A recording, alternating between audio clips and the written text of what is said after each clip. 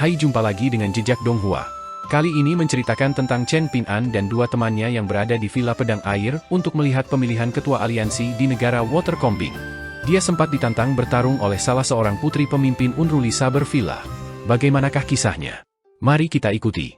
Jauh di pegunungan yang terletak di Sword Water Villa, terdapat air terjun spektakuler yang tampak seperti kain sutra putih yang turun dari langit. Ada kolam hijau tua di dasar air terjun, yang begitu dalam sehingga dasarnya tidak terlihat. Siluet samar seekor ikan merah muncul samar-samar sejenak, lalu menghilang sekali lagi. Air terjun itu bergemuruh, dan uap air meresap ke sekeliling. Chen Ping'an merenungkan sebuah pertanyaan saat dia berdiri di paviliun tepi air yang indah yang terletak di samping kolam yang dalam. Jika dia melancarkan serangan pedang, bisakah dia membelah tirai air yang mengalir deras di air terjun? Chen Ping'an merenungkan kekuatan air yang menghantam sebelum mempertimbangkan situasinya sendiri yang canggung. Dia bahkan belum bisa melancarkan serangan pedang yang tepat. Jadi, jawabannya adalah tidak. Dengan ketukan kakinya, Chen Ping'an melompat dan mendarat di pagar merah paviliun tepi air. Awalnya ia ingin berlatih meditasi berdiri, tetapi tangannya tanpa sadar terjulur ke bawah dan meraih labu pemelihara pedang. Ia mengikuti arus dan menyesap anggur. Ia kemudian menatap puncak air terjun sebelum perlahan mengalihkan pandangannya ke bawah. Air terjun itu seperti semburan ki pedang yang mengalir turun ke dunia fana dari lengan baju seorang yang abadi. Chen Ping'an memperoleh pencerahan saat mengamati air terjun, tetapi ia akhirnya tidak menghunus pedang kayu belalangnya untuk meniru serangan pedang yang dilepaskan Tuan Qi ke arah iblis besar berjubah merah muda di kuil tua. Apa yang sebenarnya terjadi? Chen Ping'an bergumam pada dirinya sendiri. Mengapa aku merasa gerakanku pasti akan salah jika aku melancarkan serangan pedang?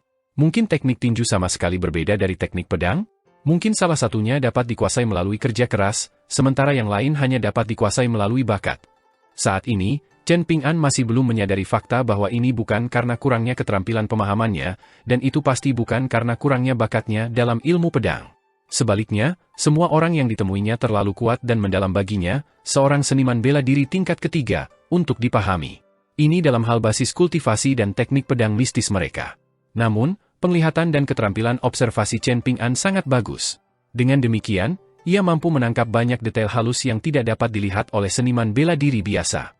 Akibatnya, ia merasakan tekanan tak berbentuk yang membebani dirinya, terutama karena ia memiliki kebiasaan mencari kesempurnaan setiap kali melakukan sesuatu. Setiap kali ia ingin melancarkan serangan pedang, ia pasti akan membandingkan dirinya dengan para kultivator hebat itu dan akhirnya merasa pedangnya seberat ribuan pon.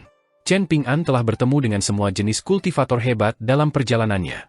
Ada Wei Jin dari kuil salju angin, seorang dewa pedang duniawi yang telah menghancurkan penghalang hantu perempuan dengan satu tebasan, dengan pedangnya tiba di hadapannya. Setelah itu, kultivator Mohis Shuruo telah menghunus pedangnya ke pegunungan yang telah ia peroleh dari visualisasi dan meditasi dalam jumlah kecil dan menggunakannya untuk memblokir serangan Wei Jin. Lalu ada juga Qi Jingchun, yang dengan santai dan rileks melancarkan serangan pedang untuk menghancurkan formasi cahaya emas asal kekacauan, sebuah teknik dari ortodoksi iblis kota Kaisar Putih. Ini sama sekali berbeda dari pengalamannya mempelajari tinju pengguncang gunung dari Ning Yao di Gang Fast Tanah Liat. Saat itu, Chen Ping'an agak bisa meniru gerakan Ning Yao setelah melihatnya melakukan meditasi berjalan beberapa kali. Bahkan, dia bisa meniru sebagian maksud sebenarnya dari teknik tinju ini. Namun, kakek Cui Chen sudah memberikan kesimpulan mengenai hal ini. Setelah membaca panduan mengguncang gunung, dia berkata bahwa tinju mengguncang gunung sebenarnya adalah teknik tinju yang sangat sederhana dan kasar. Teknik itu hampir tidak layak disebut, dan teknik tinju yang bisa ditiru siapapun. Ini memang benar, seperti bagaimana Zhao Xuxia dari prefektur Blueshire juga dapat melunakkan fisiknya setelah mengamati Chen Ping'an sebentar dan meniru meditasi berjalan. Namun, bagian yang paling berharga dari tinju mengguncang gunung adalah sikap dan kemauannya. Jadi, memulai dengan tinju mengguncang gunung itu mudah, tetapi mencoba untuk sepenuhnya memahami dan menguasai teknik tinju itu sulit. Orang hanya perlu melihat prinsip tinju mengguncang gunung mereka yang berlatih tinju mengguncang gunung di masa depan, ingatlah ini bahkan jika Anda menghadapi para pendiri dari 3 ajaran. Teknik tinju Anda dibiarkan lemah, dan teknik tinju Anda juga dibiarkan kalah dalam pertempuran. Namun, niat tinju yang Anda miliki pasti tidak dapat mundur selangkah pun. Ketika kakek Cui Chen bertemu Lu Chen setelah kembali ke tahap puncak tingkat ke-10, apakah dia memilih untuk meninju lawannya? Tidak, dia tidak melakukannya. Terlepas dari apapun pertimbangannya, hasil akhirnya adalah dia tidak melayangkan pukulan ke Lu Chen. Dari sini, orang bisa melihat betapa sulitnya untuk sepenuhnya mencapai esensi dari tinju mengguncang gunung. Tidak berlebihan untuk mengatakan bahwa itu sama sulitnya dengan naik ke surga. Air yang turun menghantam kolam dan membuat percikan air beterbangan kemana-mana, seolah-olah jutaan mutiara meledak serempak dan menimbulkan kabut yang terselubung. Aliang, berlatih pedang itu sangat sulit. Chen Ping'an menggaruk kepalanya dengan linglung sebelum meneguk anggurnya. Ia merasa sedikit tidak berdaya. Ia melihat sekeliling sambil berdiri di pagar paviliun tepi air, dan tatapannya akhirnya tertuju pada puncak air terjun lagi. Meskipun ia tidak lagi merasakan dorongan untuk melancarkan serangan pedang, ia teringat kata-kata kakek Cui Chen. Lelaki tua itu telah membantunya menempa fisik tingkat ketiganya. Ketika menjelaskan teknik penguapan hujan, lelaki tua bertelanjang kaki itu dengan terus terang menceritakan prestasinya memaksa hujan surut ke langit saat pertama kali ia melepaskan teknik ini. Menatap air terjun raksasa yang sedang bergemuruh saat ini, Chen Ping'an penasaran apakah lelaki tua di bangunan bambu itu dapat melancarkan pukulan dan menyebabkan air terjun surut atau bahkan mengalir mundur. Dorongan anak muda itu untuk melancarkan serangan pedang yang tidak dikenalnya segera berubah menjadi dorongan untuk melancarkan pukulan yang sangat dikenalnya. Chen Ping'an segera menjadi percaya diri lagi, dan ini adalah rasa percaya diri yang berasal dari pengalamannya melakukan meditasi berjalan ratusan ribu kali. Kepercayaan diri ini berasal dari penolakannya untuk mundur bahkan ketika menghadapi lawan yang kuat. Chen Ping'an menatap air terjun yang spektakuler itu, dan sebuah pikiran liar tiba-tiba muncul di benaknya. Jika dia melepaskan kekuatan penuhnya untuk melancarkan pukulan, bisakah dia berpotensi membuat lubang di tirai air itu? Setelah berhasil melubangi tirai air, mungkinkah ada sedikit aura tinjunya yang terus maju dan menghantam tebing batu keras di belakangnya? Mungkinkah seseorang seperti Sui Wanxia, seorang seniman bela diri dari dunia kultivasi yang telah berada di tingkat pemurnian Qi selama bertahun-tahun, menghancurkan kawah kecil di tebing batu? Chen Ping'an tergoda untuk mencoba. Namun, ia segera melompat turun dari pagar dan duduk di bangku panjang di paviliun tepi air. Ia mulai minum anggur, dan ia tampak seperti turis yang datang ke villa untuk menikmati pemandangan. Chen Ping'an melihat ke arah jalan setapak pegunungan, dan tidak lama kemudian sekelompok orang dengan pakaian berwarna cerah perlahan berjalan mendekat. Beberapa orang berbicara dan tertawa keras, dengan aura kekuatan dalam suara mereka, sementara beberapa orang berbicara dengan lembut dengan cara yang tenang dan sopan. Ada juga wanita anggun yang senyumnya seindah bunga yang sedang mekar. Dari 3 orang yang berjalan di depan, orang di tengah adalah seorang tuan muda yang tampan dengan kulit seputih giok. Ada liontin giok yang tergantung di satu sisi pinggangnya dan pedang pendek yang tidak biasa tergantung di sisi lainnya. Dia tampak berwibawa dan luar biasa. Di sebelah kirinya ada seorang pria paruh baya dengan pedang. Orang ini berjalan dengan aura yang perkasa dan mendominasi seperti naga dan harimau. Saat ini, dia melihat sekeliling dengan ekspresi puas. Di sebelah kanannya ada seorang sarjana muda yang mengenakan sapu tangan persegi di kepalanya dan memegang kipas lipat. Beberapa wanita dan gadis muda berada di belakang mereka bertiga, semuanya memiliki watak dan penampilan yang luar biasa. Ada seorang gadis di antara mereka yang tampaknya berusia sekitar 17 atau 18 tahun, dan dia tidak lebih pendek dari pria di sekitarnya. Ekspresinya sedingin es dan menyendiri, dan pedang panjang yang dihiasi dengan emas tergantung di pinggangnya. Pedang itu berada dalam sarung yang sangat indah, tetapi cara dia mengenakan sarung itu sangat aneh dan tidak biasa. Pedang itu dipasang di pinggangnya dengan arah yang berlawanan, sama seperti milik pria paruh baya itu. Dia melirik kotak pedang kayu belalang di punggung Chen Ping'an sebelum melirik labu anggur merah di pinggangnya. Dia tidak dapat menentukan latar belakang atau basis kultivasinya dari benda-benda ini, jadi dia dengan cepat kehilangan minat pada anak laki-laki itu. Lebih jauh di belakang, ada rombongan pengawal dan pengikut. Kebanyakan dari mereka adalah pemuda kekar dengan aura yang mengesankan dan tatapan tajam. Di antara mereka, seseorang dengan busur tanduk sapi yang tersampir di punggungnya adalah yang paling menarik perhatian. Aura dunia kultivasi yang tak terlukiskan menyapu ke arah paviliun tepi air. Jalan setapak pegunungan menuju air terjun Sword Water Villa mengarah ke Jalan Buntu, dan tujuan akhir jalan setapak itu tidak lain adalah paviliun tepi air. Jalan setapak itu sempit, dan hampir tidak ada ruang tersisa saat sekelompok orang berjalan di sepanjang jalan itu. Jadi, Chen Ping'an tidak punya pilihan selain tetap berada di paviliun tepi air untuk sementara waktu. Dia akan menemukan kesempatan untuk pergi setelah orang-orang ini memasuki paviliun. 3 pria di depan menaiki tangga terlebih dahulu, diikuti oleh sekelompok wanita dan gadis muda di belakang mereka. Sementara itu, para pengawal dan pengikut menyebar untuk berjaga-jaga dan menjaga berbagai area paviliun tepi air. Kebanyakan dari mereka hanya melirik sekilas ke arah anak laki-laki muda dengan kotak pedang di punggungnya, lalu mengabaikannya. Tuan muda di tengah memiliki aura keturunan dari klan yang kuat, dan tatapannya berhenti sejenak ketika dia menatap Chen Ping'an. Seolah-olah dia sedang menunggu Chen Ping'an untuk berbicara terlebih dahulu. Namun, Chen Ping'an tampak sedikit polos dan sopan ketika tatapan mereka saling bertemu. Tuan muda itu tersenyum tipis dan mengangguk memberi salam. Namun, sebenarnya, dia merasa sedikit bingung saat ini. Banyak kultivator hebat dari seluruh dunia kultivasi telah datang ke Swordwater Villa, tetapi sebenarnya ada seseorang yang tidak mengenalinya? Baru setelah melihat ini, Chen Ping'an membalas isyarat itu dan mengangguk memberi salam. Tepat saat Chen Ping'an hendak mengambil kesempatan ini untuk meninggalkan pavilion tepi air, seorang wanita muda yang duduk di samping tuan muda itu menatap Chen Ping'an dan berkata dengan suara lembut, "Tuan muda, jika Anda datang ke sini untuk menikmati pemandangan, maka Anda tidak perlu pergi jika Anda masih ingin menikmati pemandangan lebih lama." Chen Ping'an tergagap setelah mendengar ini. Ini karena wanita muda itu berbicara menggunakan dialek resmi negara Watercombing, dialek yang sama sekali tidak dia pahami. Wanita muda itu menyadari hal ini, dan dia segera mengulangi kata-katanya menggunakan dialek resmi benua botol berharga timur. Chen Ping'an akhirnya mengerti apa yang dikatakannya. Pria paruh baya itu menoleh ke Chen Ping'an dan berkata, "Anak muda, kamu bisa tenang dan tinggal di sini. Tidak perlu merasa canggung, dan kamu bisa minum dan menikmati pemandangan sesuka hatimu. Jika kita mempertimbangkan siapa yang tiba lebih dulu, sebenarnya kelompok kamilah yang mengganggu kedamaian dan waktu luangmu. Tentu saja, kamu bisa pergi setelahnya jika kamu merasa kami terlalu berisik." Setelah mendengar ini, kebanyakan orang akan merasa terpaksa untuk tetap duduk di tempat yang sama lebih lama. Namun, Chen Ping'an menangkupkan tinjunya dan menjawab, "Saya sudah berada di sini selama setengah hari dan menikmati pemandangan air terjun. Saya akan pergi sekarang." Pria paruh baya dengan pedang di pinggangnya tertawa terbahak-bahak saat dia berdiri dan membalas gerakan itu. "Jangan khawatir sama sekali. Silakan saja." Salah satu gadis termuda membelalakan matanya karena tidak percaya. Dia merasa bahwa anak muda yang tidak dikenal ini benar-benar memiliki keterampilan observasi yang buruk. Selain itu, dia juga tampak sangat sombong. Apakah dia benar-benar tidak tahu siapa tuan muda di pavilion tepi air itu? Apakah dia tidak tahu bahwa orang ini adalah Song Fengshan, tuan muda villa dari Villa Pedang Air? Dia adalah seorang pendekar pedang muda kelas atas di dunia kultivasi negara Watercombing. Bahkan, ada desas-desus bahwa seorang putri sangat mengaguminya sehingga dia hampir kabur dari rumah untuk kawin lari dengannya.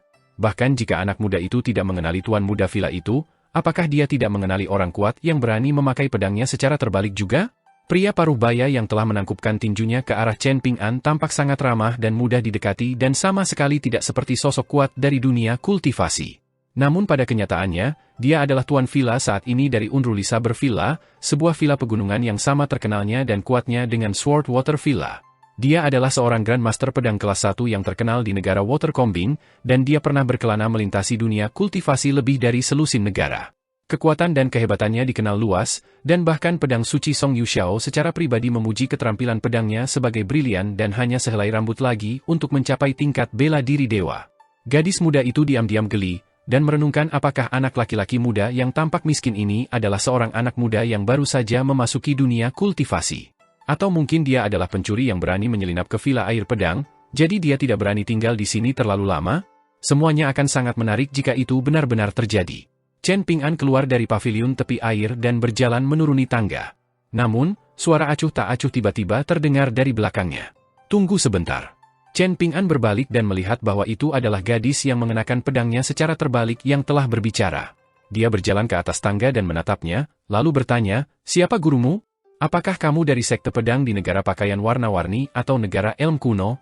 Meskipun gadis muda itu tampak sedikit sombong, Chen Ping'an tetap menggelengkan kepalanya dan berusaha sekuat tenaga untuk tetap bersikap sopan saat menjawab, "Aku datang dari tempat yang lebih jauh di utara, dan aku mengunjungi Villa Pedang Air bersama teman-temanku karena kami mendengar bahwa guru muda villa itu akan dicalonkan sebagai pemimpin aliansi dunia seni bela diri di negara Watercombing.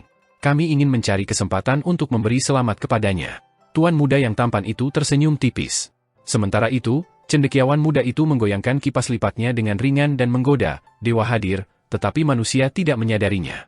Pria paruh baya itu menatap gadis muda itu dan mendengus, "Dasar pecandu bela diri kecil, jangan bersikap tidak sopan kepada tamu lain. Apa yang kukatakan padamu sebelumnya? Kau tidak boleh mencoba bersaing dan beradu pedang dengan semua orang setelah meninggalkan Unruly Saber Villa."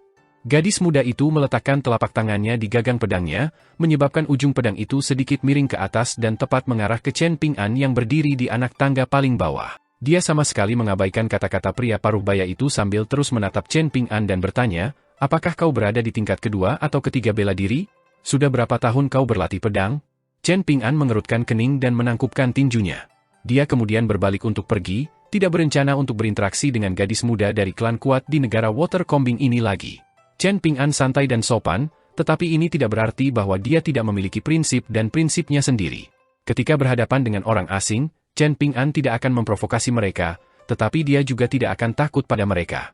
Cai Jinjian, Fu Nanhua, si kera pemindah gunung, ular piton putih yang telah dibunuhnya di Gunung Meja Glo, para pejabat dan penjaga di kapal yang berlayar menyeberangi sungai bunga bordir, Cui Chen muda yang menolak untuk naik dari dasar sumur tua di negara pengadilan kuning, dan hantu perempuan yang jiwanya telah dia hancurkan dengan tinjunya saat memegang lehernya di kuil tua belum lama ini, semua orang ini telah mengalami kemarahan anak muda itu setelah melewati batasnya. Gadis muda itu memiliki senyum dingin di wajahnya saat dia dengan lembut mencemooh, "Sampah sepertimu masih memiliki wajah untuk berjalan di sekitar dunia kultivasi dengan pedang di punggung mereka? Kamu masih berani memasuki villa air pedang? Mungkin orang yang mengajarimu ilmu pedang hanya mengajarimu bagaimana menjadi seorang pengecut." Ya, pria paruh baya itu merasa sedikit jengkel dan tidak berdaya. Temperamen putrinya selalu seperti ini sejak lahir, dan itu benar-benar temperamen yang buruk yang menyebabkan banyak masalah. Namun, terlepas dari bagaimana ia menggerutu tentang hal ini, pria paruh baya itu tetap sangat bangga dengan bakat bela diri anak tunggalnya. Ia tidak menyembunyikan harapannya, dan langsung mengumumkan bahwa putrinya tidak akan menikah dengan orang luar. Sebaliknya, suaminya harus masuk ke Unruly Saber Villa. Ini karena putrinya ditakdirkan untuk menjadi penguasa Villa Unruly Saber Villa berikutnya. Pria paruh baya itu tidak mau mengandalkan kekuatannya untuk mengusik orang lain, jadi dia berdiri dan hendak membujuk putrinya agar berhenti memprovokasi anak muda dari negara lain itu. Bagaimanapun, seni bela diri harus menjunjung tinggi kebajikan bela diri sebagai hal yang paling penting. Kehebatan bela diri hanyalah hal sekunder. Namun, dia tahu bahwa putrinya benar-benar tidak mau mendengarkan prinsip-prinsip lama ini. Bukan hanya dia, tetapi para jenius muda di dunia kultivasi saat ini semuanya tidak tertarik dengan ajaran-ajaran ini. Siapa di antara mereka yang tidak menganggap ajaran-ajaran ini sebagai angin lalu? Wajah mereka akan dipenuhi dengan ketidaksabaran, dan mereka akan mendengus dengan jijik di belakang punggung para tetua mereka. Si jenius muda yang paling mengesankan dan terkenal di negara Watercombing selama 10 tahun terakhir tidak lain adalah Tuan Villa muda yang duduk di paviliun tepi air. Dia sudah berada di tingkat keempat seni bela diri di usia yang begitu muda, dan dia telah mendapatkan gelar pendekar pedang kecil untuk dirinya sendiri. Setiap kali Song Fengshan harus melancarkan serangan pedang, terlepas dari apakah ia ditantang oleh orang lain atau ia sendiri yang menjadi penantangnya, ia pasti akan membakar dupa, mandi, dan berganti pakaian baru yang belum pernah ia kenakan sebelumnya. Dan ia tidak akan pernah membiarkan lawannya lolos hidup-hidup. Namun, ahli pedang ajaib yang membunuh dengan tekad ini kemungkinan besar akan menjadi Grandmaster tingkat kelima termuda dalam sejarah negara Watercombing. Setelah naik ke tingkat kelima pada usia 30 dan mengalahkan Dewa Pedang Bambu Hijau, Song Fengshan secara sah dapat menyandang gelar Dewa Pedang. Pada saat itu, kakeknya, Dewa Pedang Song Yuxiao, masih hidup. Dan sekarang Dewa Pedang Negara Pakaian Warna-Warni telah meninggal, siapa di antara belasan negara di sekitarnya yang masih dapat menyaingi Villa Pedang Air? Ini adalah alasan penting di balik mengapa dunia kultivasi negara Watercombing bersedia menyerah pada junior ini. Namun, Song Yuxiao jarang menunjukkan dirinya selama beberapa lusin tahun terakhir, dan ini merupakan cerminan kekecewaannya terhadap dunia kultivasi saat ini. Dikabarkan bahwa kakek dan cucu ini tidak memiliki hubungan yang sangat baik satu sama lain, dan dikatakan bahwa Santo Pedang Tua itu terutama tidak menyukai cucu menantunya yang lembut di luar tetapi kejam di dalam. Setelah mendengar ejekan gadis itu, bahkan seseorang yang santai seperti Chen Ping'an tidak dapat menahan diri untuk tidak berhenti tiba-tiba. Dia berbalik untuk melihat ke arah paviliun tepi air. Chen Ping'an tidak tahu banyak tentang apa yang disebut aturan dunia kultivasi, dan dia bahkan lebih bodoh lagi ketika menyangkut tradisi dan adat istiadat setempat di negara Watercombing. Namun, anak laki-laki muda itu merasa ada beberapa prinsip yang dapat diterapkan dimanapun seseorang berada, dan ada beberapa hal yang hitam dan putih terlepas dari situasinya. Untungnya, pria paruh baya itu sudah berjalan di samping putrinya dan memarahinya dengan ekspresi tegas, berkata, dengan kesombongan dan amarah yang membara seperti itu, bagaimana mungkin aku berani membiarkanmu menjelajahi dunia kultivasi sendirian? Kita akan menundanya setahun. Gadis muda itu marah, dan wajahnya yang sedingin es menjadi semakin dingin. Namun, orang di sampingnya adalah ayahnya, dan dia juga gurunya yang telah mengajarinya seni bela diri dan keterampilan pedang. Dia adalah seorang ayah sekaligus mentor. Selain itu, ada begitu banyak orang luar yang hadir, jadi apalagi yang bisa dia lakukan, terutama karena dia telah mendengar begitu banyak cerita tentang dunia seni bela diri sejak usia muda? Betapapun frustrasinya dia hanya bisa mendengus dingin dan menutup mulutnya, tidak lagi mengejek anak muda itu. Dia berbalik dan berjalan kembali ke bangku panjang di paviliun tepi air. Dia duduk dan menoleh untuk melihat air terjun yang jatuh dengan suasana hati yang buruk. Ada ekspresi minta maaf di wajah pria paruh baya itu saat dia berkata, "Anak muda, Aku, Wang Yiran, meminta maaf kepadamu atas nama putriku. Chen Ping'an mengangguk tanda mengerti sebelum berbalik untuk pergi. Dia memiliki kesan yang buruk tentang gadis muda itu, terutama karena dia mengingatkannya pada Juhi dan Julu. Ini adalah situasi yang identik. Ayah mereka jelas orang yang masuk akal dan ramah, jadi bagaimana putri mereka bisa begitu sombong dan egois? Aneh sekali. Dia pergi tanpa mengatakan apapun, dan ini benar-benar membuat gadis yang sudah marah itu menjadi marah besar. Dia tidak dapat menahannya lagi, dan dia segera berdiri dan memarahinya dengan ekspresi marah. Kepala villa yang perkasa dari Unruli Saber Villa secara pribadi meminta maaf kepadamu, dan kamu, bajingan, bahkan tidak akan mengatakan apapun sebagai balasan. Sampah tak berbapa. Chen Ping'an tanpa ekspresi berbalik dan mengencangkan tali kotak pedangnya. Jika kamu ingin bertarung, maka mari kita bertarung. Chen Ping'an sebagian besar tetap diam selama perjalanan sejauh 350 km dari kuil lama ke Sword Water Villa. Dia sedang tidak dalam suasana hati yang baik. Sui Wanxia dan Zhang Xianfeng juga menyadari hal ini, jadi seniman bela diri berjanggut besar itu bahkan telah mengendalikan kebiasaan minumnya secara signifikan. Dia juga tidak membuat komentar kasar saat minum atau makan. Karena hal inilah mereka berdua secara diam-diam menolak tawaran untuk mengunjungi air terjun bersama Chen Ping'an meskipun mereka ingin pergi. Mereka ingin Chen Ping'an menghirup udara segar dan bersantai sendiri. Gadis muda itu melangkah ke puncak tangga dan mencibir, "Baiklah, aku sudah menunggu ini." Namun, pertanyaan Chen Ping'an berikutnya mengejutkan semua orang di paviliun tepi air, membuat mereka memandangnya dengan pandangan baru. Apakah kontrak hidup dan mati yang diucapkan itu penting? Anak muda, bertarung itu boleh, dan aku tidak akan ikut campur apapun hasilnya. Wang Yiran, Grandmaster pedang terkenal dari negara sisir air, berkata dengan suara tegas. Namun, aku tidak ingin melihat pertarungan hidup dan mati. Kalian berdua bisa bertarung sampai pemenangnya ditentukan. Bagaimana kedengarannya? Seseorang dapat menegur anak-anaknya di hadapan orang lain, tetapi seseorang hanya dapat menegur istrinya secara pribadi. Ini kemungkinan besar adalah aturan lama dari dunia kultivasi lama. Chen Ping'an menarik napas dalam-dalam dan berkata, "Kalau begitu kita akan bertanding."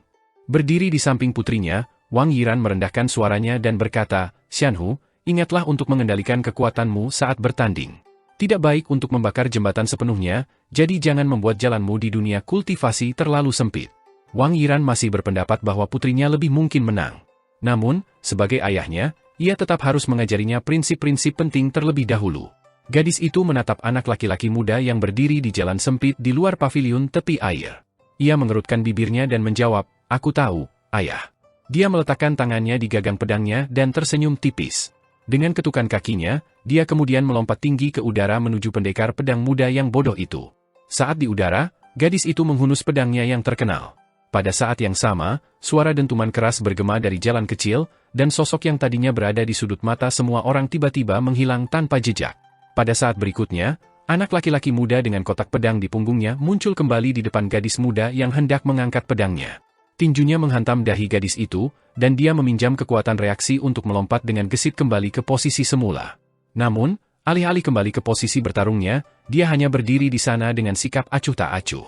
Sementara itu, gadis itu tampak seperti boneka kain saat dia terbang di atas atap paviliun tepi air dan akhirnya jatuh ke kolam di bawah air terjun. Tidak ada yang tahu apakah dia masih hidup atau mati. Ini adalah pertandingan tanding antara dua kultivator muda. Satu pihak berteriak keras seperti guntur, tetapi petir yang diharapkan tidak pernah muncul. Satu pihak sangat langsung, dan meskipun tidak ada guntur yang bergema, sambaran petir telah menyambar dengan keras. Chen Ping'an berbalik untuk pergi. Sambil melakukannya, ia meraih labu anggurnya dan mengangkatnya tinggi-tinggi untuk meneguk anggur. Ia memperlihatkan punggungnya kepada semua orang di paviliun tepi air. Ternyata, bahkan bodhisattva tanah liat pun punya sifat pemarah. Jangan main-main dengan Ping'an. Wang Yiran memasang ekspresi serius saat ia berbalik dan melompat ke pagar paviliun tepi air. Ia tidak punya waktu untuk menghadapi saudara perempuannya yang ketakutan di paviliun, dan ia dengan cepat berlari ke arah kolam untuk mengambil putrinya yang kalah. Tuan muda dari Villa Pedang Air tidak terpengaruh, dan cendekiawan muda yang mengayunkan kipasnya mendecak lidahnya dengan heran dan berkata, "Aku tidak menyangka dia adalah seniman bela diri yang kuat yang menyembunyikan kekuatan aslinya." Cendekiawan muda itu menutup kipas lipatnya dengan bunyi berderak sebelum memfokuskan pandangannya pada anak laki-laki yang semakin menghilang di kejauhan. Anak laki-laki muda dengan kotak pedang di punggungnya ini jelas merupakan seorang Grandmaster yang lebih rendah di tingkat keempat seni bela diri. Mungkinkah ia adalah murid terakhir Dewa Pedang Bangsa Pakaian Warna-Warni?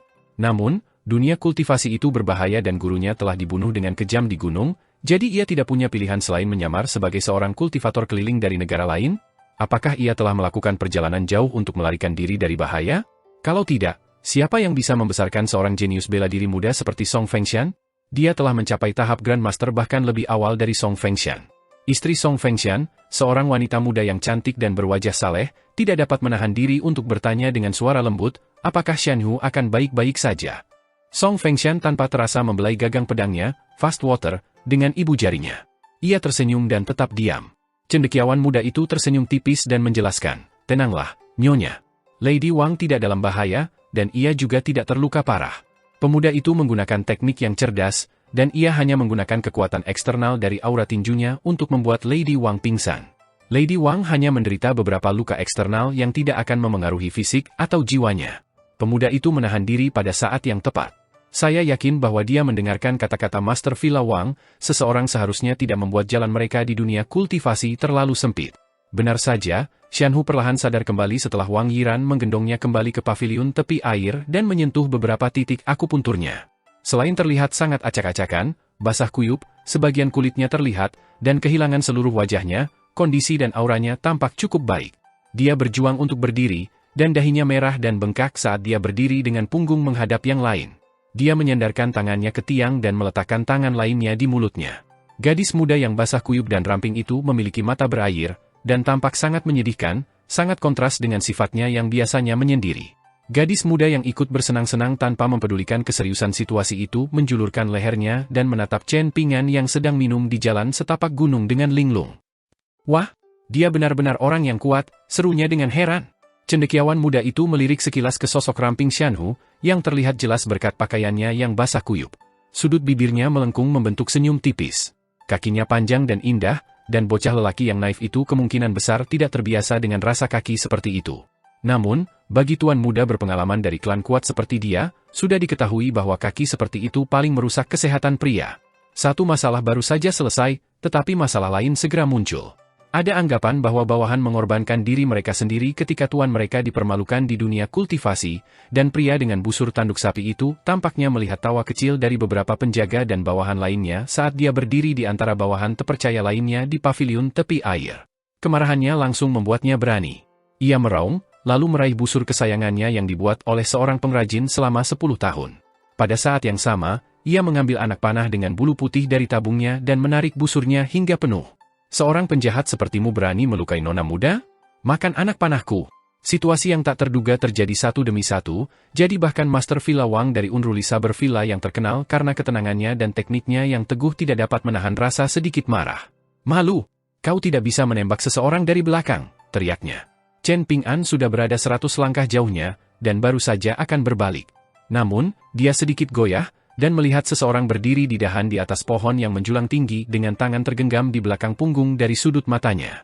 Angin gunung bertiup kencang, dan dahan di bawah kaki lelaki tua berpakaian hitam itu juga memantul ke atas dan ke bawah seperti air yang bergelombang lembut. Dia tampak sangat mengesankan saat berdiri di sana. Keduanya saling bertukar pandang, dan lelaki tua itu dengan cepat mengangguk sebagai tanda terima. Setelah melihat ini, Chen Ping'an menghentikan keinginannya untuk menyerang. Namun, dia tetap berbalik untuk menghadap paviliun tepi air. Lelaki tua itu langsung menghilang, lalu muncul kembali di jalan setapak pegunungan yang sempit di saat berikutnya. Ia bagaikan gumpalan asap saat ia melewati Chen Ping'an. Ia mengangkat lengannya dan mengulurkan jarinya, mengarahkannya ke atas. Sebuah anak panah melesat di udara, tetapi dihentikan oleh ujung jari lelaki tua itu begitu saja. Batang anak panah itu hancur karena kekuatan benturan yang sangat besar, tetapi jari lelaki tua itu tetap tidak bergerak dan tidak terluka. Orang tua itu dengan lembut menjepit ujung anak panah itu dengan dua jarinya. Dengan gerakan santai, ujung anak panah itu bersiul kembali dan menembus tangan si pemanah. Namun, orang itu adalah orang yang tak kenal takut, dan dia menolak untuk menjatuhkan busur tanduk sapinya hanya karena hal ini. Tangannya yang terluka terkulai lemas di sisinya, tetapi dia masih mengangkat busurnya dengan tangan lainnya. Matanya terbelalak karena marah dan ganas saat dia melotot ke tamu tak diundang itu.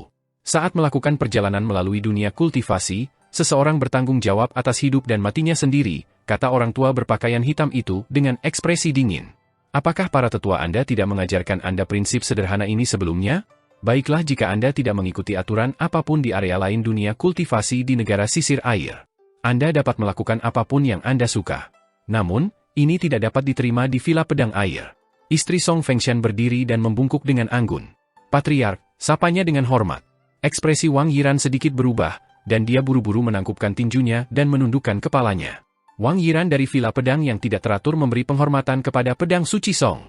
Cendekiawan muda itu segera menepuk kepala gadis muda itu, memberi isyarat agar dia berdiri. Dia kemudian membungkuk dan berkata, murid klan Han Gunung Xiaochong, Han Yuanshan, memberi penghormatan kepada Master Villa Tua. Gadis muda itu adalah orang yang bersemangat dan sama sekali tidak takut dengan situasi tersebut. Dia meniru kakak laki-lakinya, membungkuk tetapi tidak menundukkan kepalanya. Dia menatap lurus ke depan pada orang abadi yang sangat terkenal itu dan berkata dengan suara kekanak-kanakan, murid klan Han Gunung Xiaochong, Han Yuanshui, memberi penghormatan kepada Master Villa Tua. Setelah Saint Pedang Song Yuxiao menunjukkan dirinya, cucunya, Song Fengshan, secara mengejutkan menjadi orang terakhir yang berdiri. Suaranya tanpa emosi saat dia perlahan berkata, kakek, perjalananmu ke dunia luar kali ini cukup singkat. Kupikir kau hanya akan bersedia kembali setelah semua tamu pergi dan villa menjadi tenang dan damai lagi. Orang tua itu melihat sekeliling, dan dia hanya berkata, suasana yang sangat buruk. Dia kemudian berbalik dan pergi begitu saja bersama Chen Ping'an. Klan Han yang berpengaruh dari Gunung Xiaochong di negara sisir air, tuan villa dari Villa Pedang yang tidak terkendali, dia tidak menghiraukan hal-hal ini, seolah-olah mereka semua berada di bawahnya. Tuan villa tua itu bahkan tidak mau repot-repot melirik mereka. Song Yuxiao berjalan berdampingan dengan Chen Ping'an, dan ekspresinya hanya menjadi sedikit sedih setelah dia memunggungi yang lain. Setelah berjalan setengah kilometer, dia berkata dengan nada mengejek, klanku telah tersesat, dan mereka bahkan lebih rendah dari air terjun sekarang. Maaf atas pemandangan yang memalukan ini. Chen Ping'an tidak tahu bagaimana harus menjawab, jadi dia hanya bisa menjawab dengan beberapa kata umum tetapi sopan. Orang-orang di villa itu sebenarnya cukup baik. Mereka tidak seburuk yang kau katakan, senior.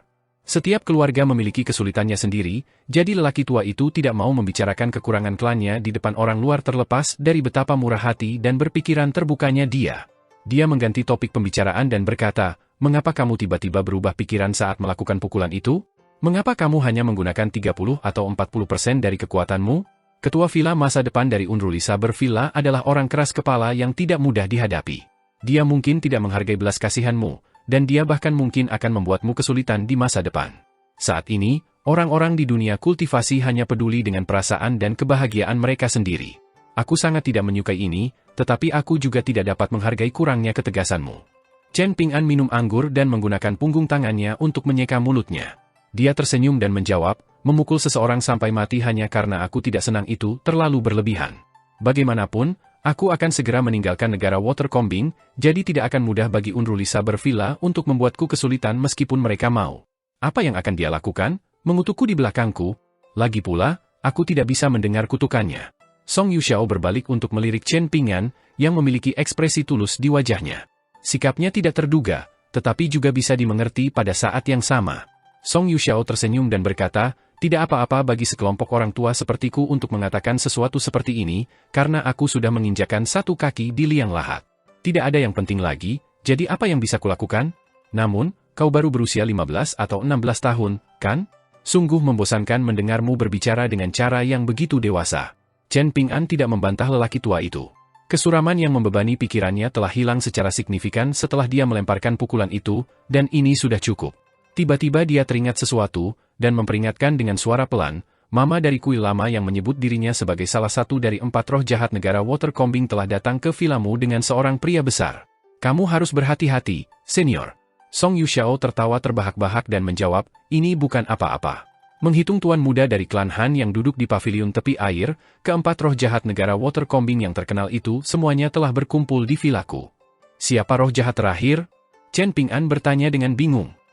Jangan sebut mereka, jawab Song Yuxiao dengan senyum pahit, menggelengkan kepalanya. Chen Ping'an minum seteguk anggur dan memikirkan beberapa hal. Orang tua itu mengerti maksudnya, dan dia menjelaskan dengan jujur, tidak ada rencana jahat di balik undanganku kepadamu dan teman-temanmu. Aku hanya berharap villa itu tidak akan dipenuhi anjing dan babi yang memakai kulit manusia. Lagi pula, villa pedang air ini adalah sesuatu yang aku bangun sendiri dari awal, jadi aku tidak ingin kotoran anjing berserakan di mana-mana, tumpukan di sana-sini. Berjalan-jalan di tempatku sendiri saja membuatku jijik. Dengan kamu dan teman-temanmu tinggal sebagai tamu di sini, aku merasa jauh lebih senang dan nyaman. Chen Ping'an tidak tahu apakah harus tertawa atau menangis. Senior ini terlalu jujur dan terus terang. Namun, yang tidak diketahui Chen Ping'an adalah fakta bahwa meskipun semakin terkenal sebagai orang suci pedang, Song Yuxiao juga dijuluki Kenop Besi oleh mereka yang seangkatan. Ini mengacu pada sifat Song Yuxiao yang tidak tersenyum, baik di rumah maupun di dunia kultivasi. Jika seseorang mencoba mengklaim bahwa Song Fengshan memiliki kepribadian yang sama sekali berbeda dengan kakeknya, Song Yuxiao, maka itu akan menjadi penilaian yang salah terhadap karakter pendekar pedang muda itu. Hanya saja Song Yuxiao memancarkan sifat keras kepala dan pengekangan seperti para kultivator dari generasi sebelumnya. Ini adalah hal-hal yang tidak ingin dipatuhi Song Fengshan saat ia mengejar puncak Dao Pedang. Song Yuxiao sudah berusia lebih dari 70 tahun, dan dia telah menghadapi terlalu banyak badai dan bertemu dengan terlalu banyak orang jahat selama perjalanannya di dunia kultivasi. Karena itu, dia semakin yakin akan satu hal, seseorang seharusnya hanya berargumen dengan mereka yang berakal sehat. Dalam semua keadaan lain, pedang besinya yang berkarat adalah satu-satunya argumen yang dia miliki dan satu-satunya argumen yang dia butuhkan. Song Yuxiao suka bepergian hanya dengan pedangnya sebagai teman, dan dia telah melihat banyak keajaiban muda yang mengesankan selama beberapa tahun terakhir. Mereka benar-benar berbakat, tetapi kebajikan bela diri mereka benar-benar kurang memuaskan. Namun, mereka masih sangat sukses, dan masih dikagumi oleh banyak orang di dunia kultivasi. Ada sesuatu yang tidak benar-benar dipahami Song Yuxiao. Dunia kultivasi akan diserahkan kepada orang-orang ini mungkin dalam waktu 50 tahun, jadi apa yang bisa diharapkan saat itu? Tidak peduli seberapa berbakatnya Song Yuxiao dengan pedang, dia hanyalah seorang diri. Mereka yang seumuran dengannya meninggal satu persatu, membawa serta prinsip-prinsip lama yang tidak disukai para pemuda. Prinsip-prinsip ini terkubur 6 kaki di bawah tanah bersama mereka.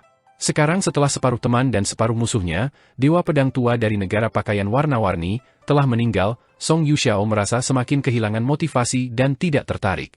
Ia merasa dunia kultivasi saat ini hambar dan tidak berasa. Anggur telah kehilangan rasanya. Orang tua dan anak muda itu berjalan-jalan santai tanpa melakukan apapun. Setelah beberapa saat, Song Yuxiao tiba-tiba berkata, orang-orang di pavilion tepi air itu memiliki penglihatan yang buruk, dan mereka tidak dapat menentukan tingkat niat tinjumu. Namun, aku dapat melihatnya dengan jelas, jadi biarlah aku menjadi usil dan memberitahumu ini. Ada yang salah dengan kondisi mentalmu saat ini, dan penghalang antara tingkat ketiga dan tingkat keempat adalah penghalang utama pertama bagi kita para seniman bela diri. Semakin kokoh fondasimu, semakin rentan dirimu terhadap kecelakaan yang tidak terduga jika kamu maju ke tingkat keempat dengan simpul di hatimu. Bagaimanapun, longsoran salju di gunung besar ratusan kali lebih mengerikan daripada tanah longsor di gunung kecil. Anak muda, kau harus berhati-hati. Chen Ping'an langsung ketakutan dan kembali sadar. Ia menyeka keringat dingin dari dahinya, dan merenungkan beberapa hal selama beberapa saat sebelum berbalik dan berkata, terima kasih atas peringatanmu, senior. Song Yuxiao berpikir sebentar sebelum mengatakan sesuatu yang tampaknya sama sekali tidak relevan. Keputusanmu untuk mundur saat itu memang merupakan tanda kebaikanmu. Namun, melakukan hal itu juga merupakan cacat ketika mempertimbangkan kemajuanmu ke tingkat kultivasi berikutnya.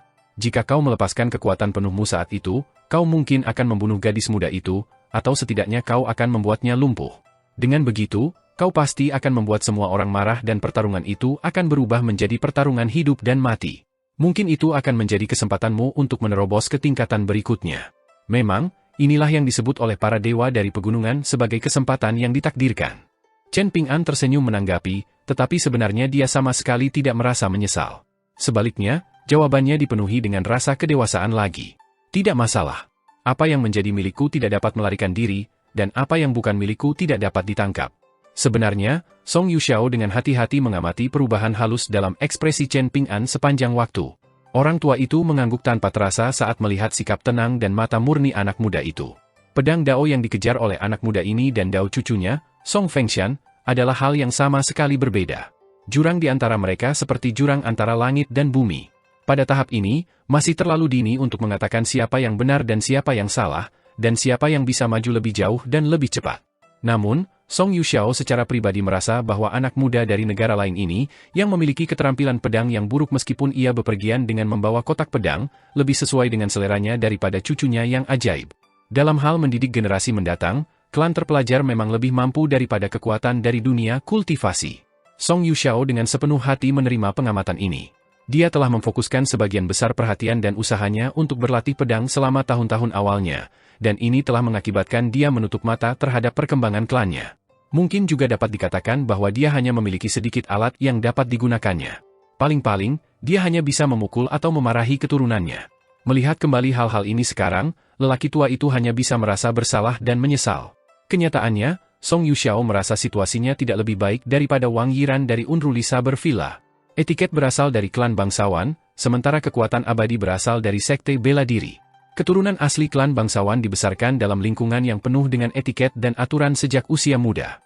Demikian pula, teknik abadi secara sistematis diturunkan sejak zaman kuno dalam kekuatan abadi di pegunungan. Di jalan setapak pegunungan sempit yang menghubungkan air terjun dengan Villa Air Pedang, terdapat tempat peristirahatan yang indah dan menawan dengan atap yang terbalik. Ada plakat yang tergantung di pintu masuk yang bertuliskan, Gunung dan Air, dan bait-bait di kedua sisi pintu bertuliskan, Batu putih bergerigi, dan air jernih yang bergumam. Ini adalah kata-kata yang sangat sederhana, tetapi juga unik dengan caranya sendiri. Song Yuxiao sangat menyukai tempat peristirahatan ini, dan ia menyeret Chen Ping'an untuk duduk di bangku panjang di dalam pavilion. Mereka duduk berhadapan, dan lelaki tua itu meletakkan pedangnya di lututnya. Sementara itu, anak laki-laki muda itu menyimpan pedangnya di punggungnya. Yang satu adalah santo pedang yang sangat dihormati, dan yang satu lagi tidak memiliki kepercayaan diri untuk melancarkan serangan pedang. Pandangan mereka luas, dan pegunungan yang jauh seperti alis hitam seorang wanita cantik. Angin pegunungan menyegarkan, membuat seseorang merasa rileks dan riang. Song Yuxiao duduk dengan tenang, bahkan tidak mencoba untuk mengobrol dengan anak laki-laki muda itu. Dia hanya memikirkan beberapa hal pribadi. Cucunya, Song Fengshan, tidak terlalu ambisius dalam hal-hal yang berkaitan dengan dunia kultivasi. Sebaliknya, istri cucunya lah yang mengipasi api dari balik layar. Dia selalu berbisik di telinganya, dan dia berhasil meyakinkannya bahwa dia hanya melakukan beberapa hal kecil dengan cara yang mudah. Karena itulah dia akan menjadi pemimpin aliansi dunia seni bela diri. Tidak hanya itu, dia bahkan akan memimpin baik kultivator biasa maupun kultivator iblis, bahkan sampai memperluas pengaruhnya ke istana kekaisaran. Kalau tidak, dengan temperamen Song Fengshan, bagaimana mungkin dia peduli dengan putri dari negara Watercombing saat itu? Tidak membunuhnya dengan satu tebasan pun sudah menunjukkan pengendalian diri dan kebajikan yang kuat. 4 roh jahat negara sisir air adalah gelar baru yang baru muncul dalam 10 tahun terakhir. Mereka tidak begitu dikenal di dunia kultivasi, dan secara umum, hanya Grandmaster kultivasi setingkat Wang Yiran yang pernah mendengar tentang mereka sebelumnya. Anggota paling kuat dari kelompok ini adalah pria kekar yang telah tiba di Villa Air Pedang bersama yang disebut Mama. Dia memiliki harta abadi, tombak perak, dan dia telah mendirikan kekuatan iblis di negara Watercombing. Peringkat kedua adalah gadis muda iblis dari kuil tua, dan setelahnya adalah tuan muda yang tampaknya biasa-biasa saja dari klan Han yang telah duduk di dalam pavilion tepi air. Dia berasal dari klan terkenal, tetapi dia malah mengembangkan teknik iblis. Tidak hanya itu, dia bahkan telah memenangkan hati dan menguasai banyak pejabat tinggi di negara Watercombing. Yang terlemah dari keempat roh jahat itu tampaknya berada jauh, tetapi tepat di depan mereka pada saat yang sama. Dia tidak lain adalah cucu menantu Song Yuxiao. Dia, secara tidak sengaja, berkenalan dengan Song Fengshan saat dia bepergian. Setelah itu, mereka berdua menjadi suami istri tanpa sepengetahuan atau izin Song Yuxiao. Tidak hanya itu, mereka bahkan mengumumkan pernikahan mereka ke seluruh dunia. Ketika Song Yuxiao akhirnya kembali dari perjalanan panjangnya, semua sudah dilakukan dan tidak dapat dibatalkan. Yang paling membuat Song Yuxiao jengkel adalah kenyataan bahwa Song Fengshan yang tergila-gila mengetahui identitas iblis istrinya. Saat itu, Song Yuxiao telah menghunus pedangnya dan menghancurkan pedang cucu tertuanya. Kemudian, dia menusukkan pedangnya ke perut wanita itu. Song Fengshan menjadi liar karena marah dan mencoba melawan kakeknya dengan mempertaruhkan nyawanya. Frustrasi dan marah, Song Yuxiao telah menyerang untuk memutuskan urat pergelangan tangan cucunya yang tidak patuh, secara menyeluruh memutuskan kemampuannya untuk menekuni pedang Dao, agar dia tidak menyakiti orang lain di masa depan. Namun, tanpa diduga, wanita itu melangkah maju untuk menghalangi serangan Song Fengshan, bahkan membiarkan lelaki tua itu menusuk jantungnya. Dia tidak mati, tetapi jembatan keabadiannya telah hancur. Setelah itu, dia menjadi wanita lemah yang akan selalu sakit, bahkan selama hari-hari musim semi yang dingin. Ini adalah masalah keluarga yang tidak menyenangkan, dan Song Yuxiao telah mencoba menggunakan akal sehat dan emosi untuk membujuk cucunya. Pada akhirnya, dia tetap gagal membujuknya bahkan setelah melepaskan beberapa serangan pedang. Faktanya, keadaan malah menjadi rumit dan menegangkan. Song Yuxiao menghela napas panjang. Pavilion gunung dan air dikelilingi oleh batu-batu putih bergerigi dan air jernih yang mengalir. Pemandangannya indah, tetapi urusan duniawinya mengecewakan. Senior Song, bolehkah aku berlatih teknik tinju di air terjun selama beberapa hari ke depan? Chen Ping'an tiba-tiba bertanya. Song Yuxiao segera menyetujui permintaannya tanpa bertanya apapun. Kenapa tidak? Aku akan segera memberitahu semua orang bahwa area dari paviliun gunung dan air hingga air terjun adalah area terlarang di Swordwater Villa. Siapapun yang masuk tanpa izin akan dihukum mati. Chen Ping'an menggaruk kepalanya dengan gelisah. Aku bisa pergi berlatih teknik tinju di malam hari saat tidak ada yang menikmati pemandangan di air terjun. Tidak perlu menutup area itu di pagi hari, itu terlalu tidak masuk akal. Song Yuxiao menggelengkan kepalanya dan tertawa terbahak-bahak, lalu menjawab, kau terlalu pendiam, anak muda. Apakah aku perlu berbicara dengan orang lain dengan alasan yang masuk akal ketika menutup suatu area dan membiarkannya bebas dari masalah di wilayahku sendiri? Chen Ping'an hanya bisa menerima ini dan berkata, jika ada sesuatu yang villa ini perlu bantuan, silakan beritahu aku, senior. Pria tua itu menepuk pedang besi di lututnya dan mendengus, pedangku berbeda dari dua pedang di punggungmu. Ekspresi canggung muncul di wajah Chen Ping'an, dan dia meraih labu pemelihara pedangnya dan fokus minum, tidak mengatakan apapun lagi. Song Yuxiao menahan tawa dan mengikatkan kembali pedangnya ke pinggangnya. Ia kemudian berdiri dan berkata, silakan berlatih teknik tinju kapanpun kau mau. Kau bisa tinggal di villa selama yang kau mau. Oh, benar juga, anggurmu sama sekali tidak harum. Saat aku kembali, aku akan meminta seseorang untuk membawakanmu beberapa toples ramuan ukiran bunga. Itu telah terkubur di bawah tanah selama hampir 20 tahun, dan itulah yang kusebut anggur yang baik. Apa yang sedang kau minum sekarang? Itu tidak lebih baik dari air. Yang lebih penting, kau selalu suka minum 1 atau 2 teguk tanpa mempedulikan ada atau tidaknya orang di sekitar. Aku tidak bisa tidak merasa malu untukmu. Dengan ketukan kakinya, lelaki tua itu bergoyang dan langsung muncul di dahan pohon yang tinggi di kejauhan. Dengan beberapa gerakan lincah, ia langsung menghilang dari pandangan. Chen Ping'an duduk di paviliun gunung dan air sendirian. Dia telah bertemu dengan senior ini 2 kali, dan dia tidak dapat menahan diri untuk mengingat dewa kota Shen Wen dari prefektur Blue Share, negara pakaian warna-warni.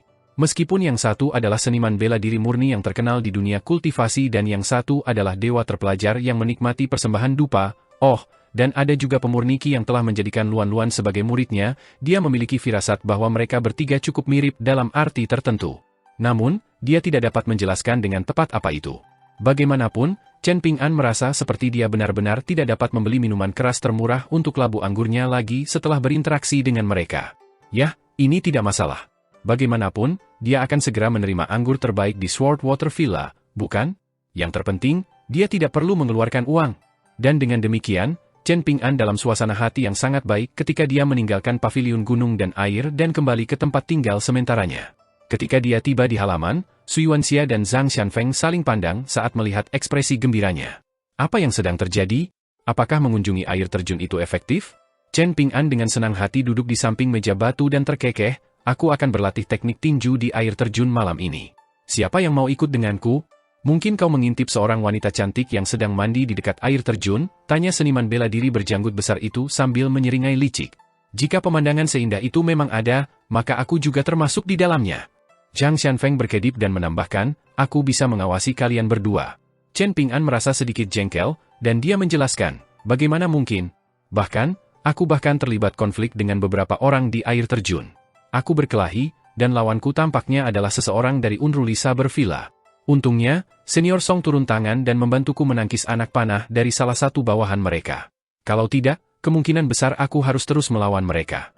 Jika keadaan terus seperti ini, aku mungkin akan menyeret kalian berdua ke bawah bersamaku juga. Sui Yuanxia mendecak lidahnya karena heran dan berkata, Chen Ping'an, menyeret kami ke bawah juga? Aku pria yang tidak beradab, jadi bagaimana mungkin kau menginginkan kecantikanku? Jika kau bertanya padaku, aku akan mengatakan bahwa Zhang Xianfeng memang cukup cantik.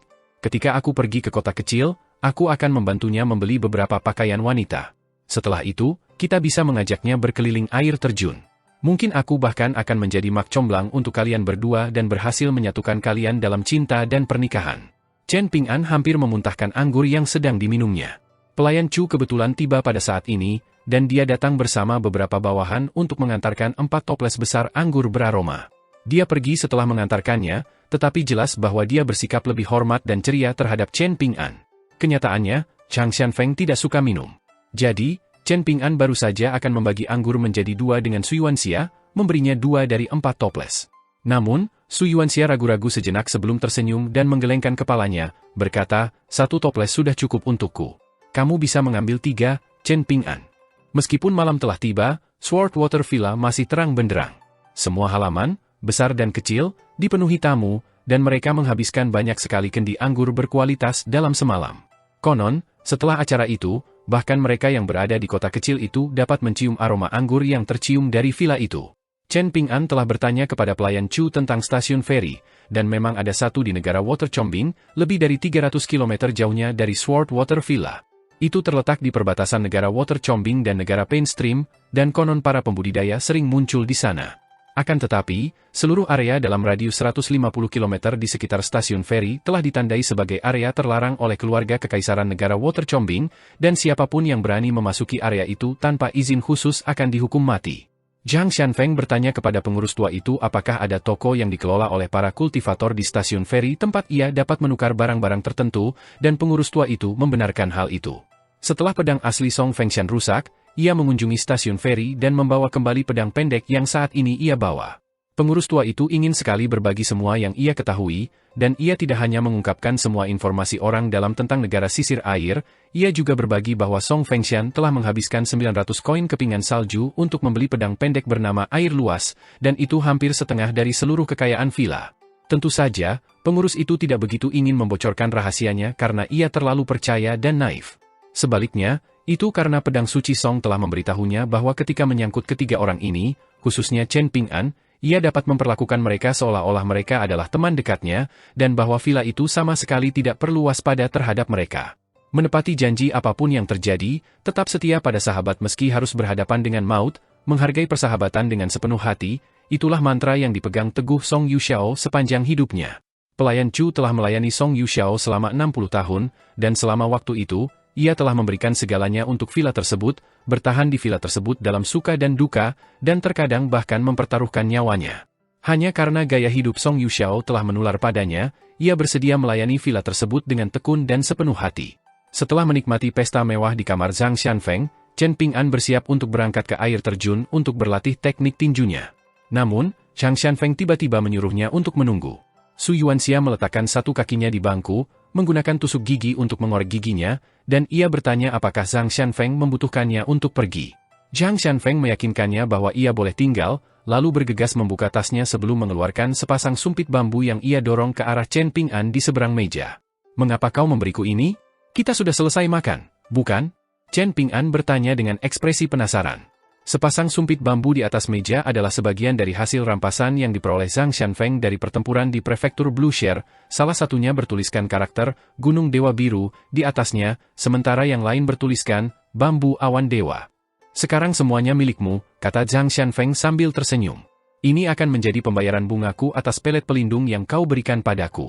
Tidak ada yang lebih kubenci daripada berutang pada orang lain, dan hanya memikirkan utang saja sudah cukup untuk merusak tidur dan nafsu makanku, apalagi utang sebesar 500 koin kepingan salju, yang jika dikonversi menjadi 500.000 tael perak." Pelayan Chu berkata bahwa total kekayaan seluruh Sword Water Villa hanya berjumlah kurang dari 3 juta tael perak.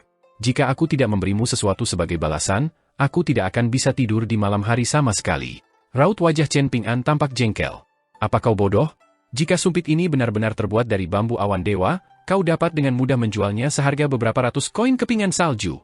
Meskipun sumpit ini tidak terbuat dari bambu awan dewa, energi spiritual yang telah bertahan di sumpit selama beberapa abad tidak dapat dipalsukan, jadi setidaknya, sumpit ini masih merupakan alat spiritual yang dapat dijual seharga beberapa lusin koin kepingan salju. Bunga apa yang bisa dibayarkan setinggi ini? Kau anggap aku ini apa? Seorang rentenir?"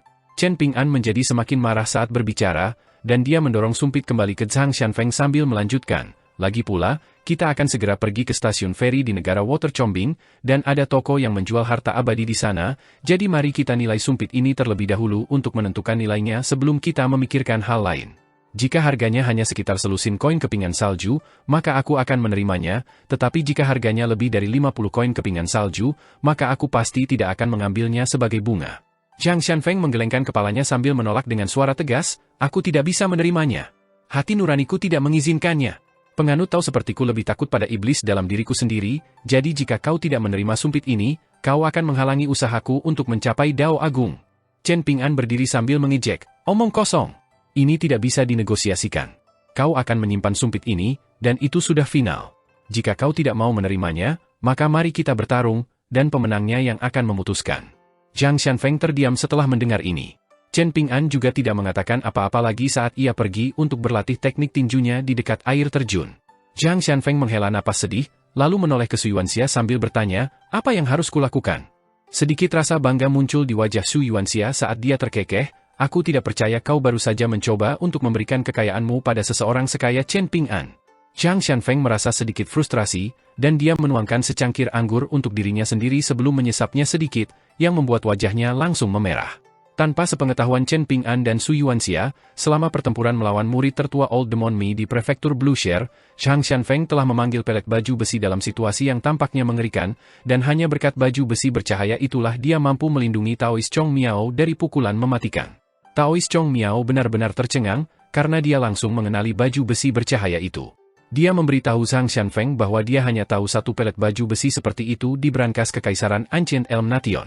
Dikatakan bahwa seniman bela diri nomor 1 Pine Stream Nation pernah menawarkan untuk membeli pelet baju besi dari Ancient Elm Nation seharga 6.000 koin salju ringan, tetapi ditolak oleh Kaisar Ancient Elm Nation. Ini adalah sesuatu yang terus-menerus membebani pikiran Zhang Xianfeng sejak saat itu, tetapi dia tidak tahu bagaimana cara membicarakannya dengan Chen Ping'an. Setelah itu, menyusul insiden di kuil lama, Chen Ping'an menjadi pendiam dan menarik diri, membuat Zhang Xianfeng semakin sulit mendekatinya untuk berbicara.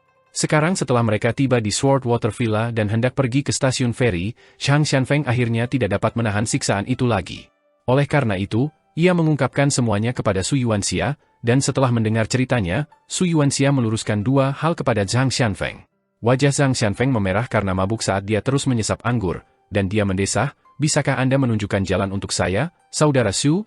Saya benar-benar bingung. Su Yuanxia memasang ekspresi serius saat berkata, jika keadaan menjadi lebih buruk, bagaimana kalau kau mengenakan pakaian wanita dan menemuinya seperti itu? Dalam perjalanan ke sini, sepertinya Chen Ping'an sama sekali tidak menunjukkan ketertarikan pada wanita atau hantu wanita. Sebaliknya, dia sangat cepat melawan mereka saat dia harus melakukannya. Su Yuanxia jelas-jelas sedang bercanda tentang situasi ini, dan Zhang Xianfeng menghela napas sedih sebelum menjatuhkan diri ke meja, di mana dia langsung tertidur. Sementara itu, Su Yuanxia membelai jenggotnya sendiri dengan ekspresi merenung, dan dua gambaran muncul dalam benaknya. Yang pertama adalah ketika Chen Ping'an memberitahu wanita di kuil tua yang bobrok itu untuk meletakkan tangannya di atas api jika dia merasa kedinginan. Setelah itu, dia berubah menjadi hantu wanita, dan Chen Ping'an mencengkeram lehernya sebelum menghujaninya dengan pukulan hingga dia tidak ada lagi. Ia kemudian teringat pada kejadian yang baru saja disebutkan Chen Ping'an, di mana ia meninju wanita muda itu langsung ke kolam di air terjun, dan ia tidak dapat menahan diri untuk tidak menggigil saat berseru dalam hati, astaga! Dia sebenarnya tidak menyukai pria, bukan? Sementara itu, perjamuan berlanjut di aula utama Sword Water Villa. Karpet besar berwarna-warni telah dibentangkan di lantai aula. Karpet itu dikenal sebagai gaun lantai, sesuatu yang unik di prefektur Jin, negara pakaian berwarna-warni. Kala Villa Song Yuxiao masih enggan keluar dan menghibur para tamu, jadi Song Fengshan duduk di kursi utama. Di sampingnya ada istrinya yang baik dan cakap, yang selalu bersikap sangat tenang. Ia tidak hanya luar biasa dalam menangani urusan internal keluarga, penanganannya terhadap urusan eksternal juga sangat terpuji, tetapi meskipun ia cakap, ia berhati-hati untuk tidak pernah mengungguli suaminya. Inilah sebabnya meskipun Song Fengshan terus-menerus menyendiri, reputasinya terus tumbuh di negara Watercombing, sampai pada titik di mana ia mampu mengadakan pertemuan bela diri yang menyeluruh. Semua perwakilan dari sekte-sekte papan atas negara Watercombing telah tiba, dan selain dari tokoh-tokoh penting di dunia kultivasi ini, ada juga beberapa kultivator keliling yang tangguh dan para senior tua yang telah lama absen dari mata publik. Mereka semua sudah cukup tua, dan bahkan sepasang tokoh senior yang sangat dihormati dan disegani telah memanfaatkan kesempatan ini untuk bersatu kembali setelah bertahun-tahun, membuat acara ini semakin bergengsi. Han Yuanshan dan Han Yuansui juga hadir, tetapi tempat duduk mereka terletak lebih jauh di belakang. Secara teknis mereka adalah perwakilan dari pihak berwenang, jadi mereka sangat tidak pada tempatnya di sini. Sword Water Villa dan klan Han sebenarnya tidak memiliki hubungan yang baik satu sama lain, jadi jika mereka duduk terlalu dekat dengan bagian depan, maka itu pasti akan menarik spekulasi dan keluhan dari tamu-tamu lain yang hadir. Wang Yiran dan Wang Xianfu dari Unruly Saber Villa telah mendapatkan tempat duduk yang lebih baik daripada saudara Han, dan Han Yuansui sangat tidak senang dengan hal ini, merasa seolah-olah dia dan saudaranya dijauhi oleh villa tersebut, dan bahwa tidak ada tempat di negara Watercombing yang boleh menerima perlakuan seperti ini. Sebaliknya, Han Yuanshan sama sekali tidak terganggu, mengepakkan kipas lipatnya dengan lembut dengan satu tangan sambil mengangkat cangkirnya untuk bersulang dengan tangan lainnya. Meskipun penampilannya berkelas dan terpelajar, Han Yuanshan sebenarnya memiliki identitas alternatif yang mencengangkan sebagai salah satu dari 4 roh jahat negara Watercombing. Meskipun negara Watercombing memiliki stasiun feri, sebenarnya tidak ada kekuatan kultivasi di dalam perbatasannya. Oleh karena itu, 4 roh jahat, yang merupakan nama yang agak tidak menyenangkan untuk sebuah kelompok, sebenarnya merujuk pada segelintir kultivator paling kuat di negara Watercombing. Tentu saja, selain menjadi salah satu dari 4 roh jahat, Han Yuanshan juga memiliki identitas bersih sebagai anggota klan Han dari Gunung Xiaochong dan memiliki banyak teman dan kenalan yang menduduki jabatan resmi. Oleh karena itu, ia diberikan jalan bebas kemanapun ia pergi, termasuk ke Villa Pedang Air yang sangat terkenal. Di depan sebuah meja tunggal di sisi kiri aula duduk seorang pria kekar dan seorang wanita muda. Ada celah yang jelas antara meja ini dan semua meja lainnya karena semua orang yang hadir mengetahui identitas pria itu. Ia tidak lain adalah tokoh utama dunia bawah negara Watercombing. Namanya adalah Dou Yang, dan ia tampak seperti seorang pemuda di masa jayanya, tetapi dikatakan bahwa ia sudah berusia lebih dari 100 tahun. Ia menyatakan dirinya sebagai pemimpin ortodoksi setan, dan memiliki selusin penegak setan di bawah komandonya. Ia adalah kekuatan dominan di wilayah selatan Watercombing Nation, tetapi untungnya, ia lebih banyak menyendiri di perbatasan Watercombing Nation dan Painstream Nation, menjaga profil yang relatif rendah selama beberapa dekade terakhir. Namun, semua individu dari generasi tua yang hadir sangat kesal dan waspada terhadapnya. 50 tahun yang lalu, 3 pertempuran mengerikan dilancarkan demi wilayah di negara Watercombing antara ortodoksi yang saleh dan ortodoksi yang jahat, dan ribuan kultivator saleh yang kuat kehilangan nyawa mereka dalam pertempuran tersebut. Fakta bahwa Swordwater Villa berani membuat pengaturan seperti itu untuk Dou Yang dan pelayannya daripada memberinya tempat duduk di depan aula langsung memenangkan kekaguman semua orang, dan itu juga membuat Song Fengshan sangat dihormati. Meskipun Song Fengshan adalah tuan rumah acara ini, dia sangat hemat dengan kata-katanya, kebanyakan minum anggur sendiri daripada memaksakan diri untuk berbicara dengan orang lain. Kadang-kadang, seseorang akan mencoba dan memulai percakapan dengannya dengan menyebutkan ikatan mereka dengan ayahnya, tetapi paling-paling, yang mereka terima sebagai tanggapan hanyalah bersulang. Sebaliknya, istrinya mengenal semua orang dan prestasi masa lalu mereka, dan dia bahkan menyadari prestasi beberapa anak muda berbakat yang hadir. Dia selalu memastikan untuk mengangkat topik-topik ini ketika berbicara dengan mereka, dan sebagai hasilnya, tidak hanya tidak ada yang merasa dijauhi, semua orang merasa diakui dan dihargai. Seperti biasa, dia membawa dirinya dengan cara yang luar biasa, dan tidak ada yang bisa menyalahkannya sebagai tuan rumah acara tersebut. Sementara itu, Mama dari kuil kuno, yang oleh semua orang dikira sebagai pelayan pribadi Dou Yang, mengamati semua tamu yang hadir dengan cara yang halus.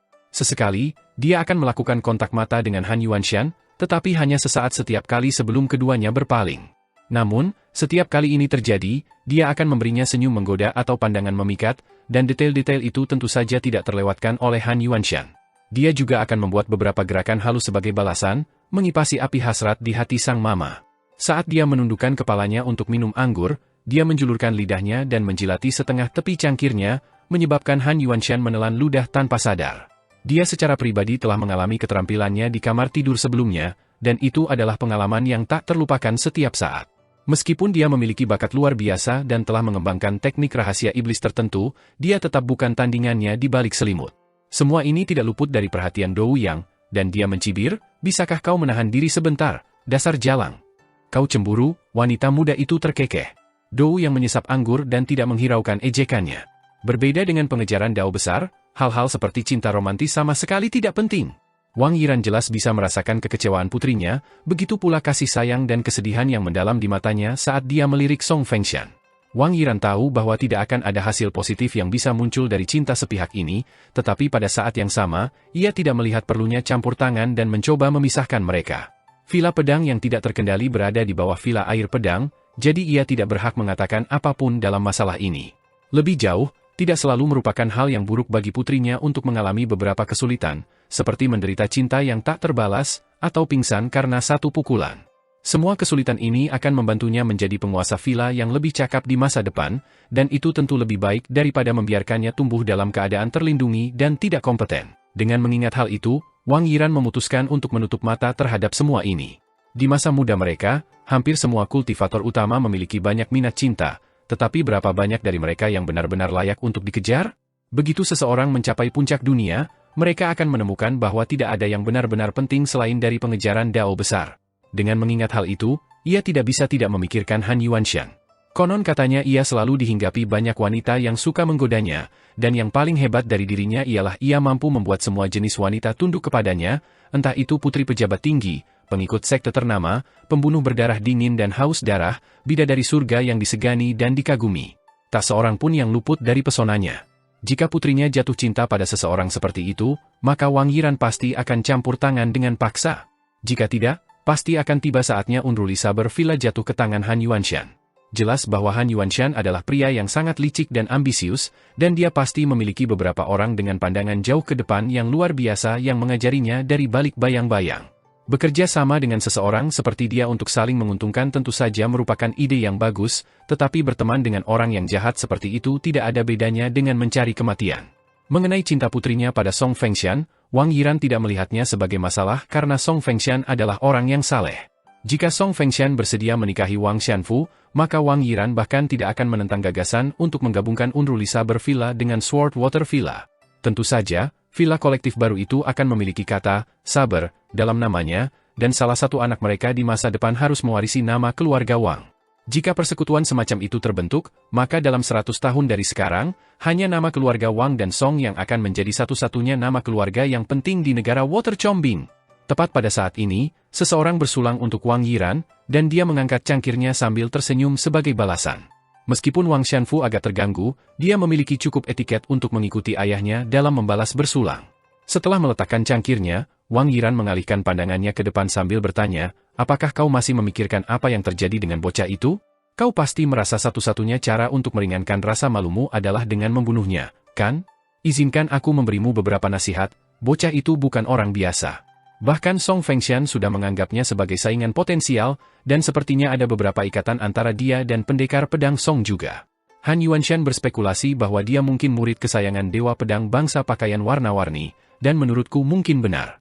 Jika memang begitu, maka dia meninggalkan bangsa pakaian warna-warni hanya untuk menghindari musuh-musuh gurunya setelah kematiannya. Pendekar pedang Song memiliki ikatan yang sangat dekat dengan Dewa Pedang bangsa pakaian warna-warni, dan kemungkinan besar itulah sebabnya dia sangat berhati-hati menjaga bocah itu, bahkan sampai memberi pelajaran pribadi kepada Mealu. Wang Xianfu mencengkeram gagang pedangnya erat-erat di tangannya sambil menundukkan kepala dan membalas, apakah aku harus membiarkan ini berlalu begitu saja, ayah? Jika bajingan itu telah melukaiku dengan parah atau bahkan memukulku sampai mati di depan pavilion tepi air itu, biarlah, aku harus mengakuinya, tetapi dia telah berusaha keras untuk mempermalukanku di depan begitu banyak orang. Bagaimana aku bisa pergi kemanapun mulai sekarang?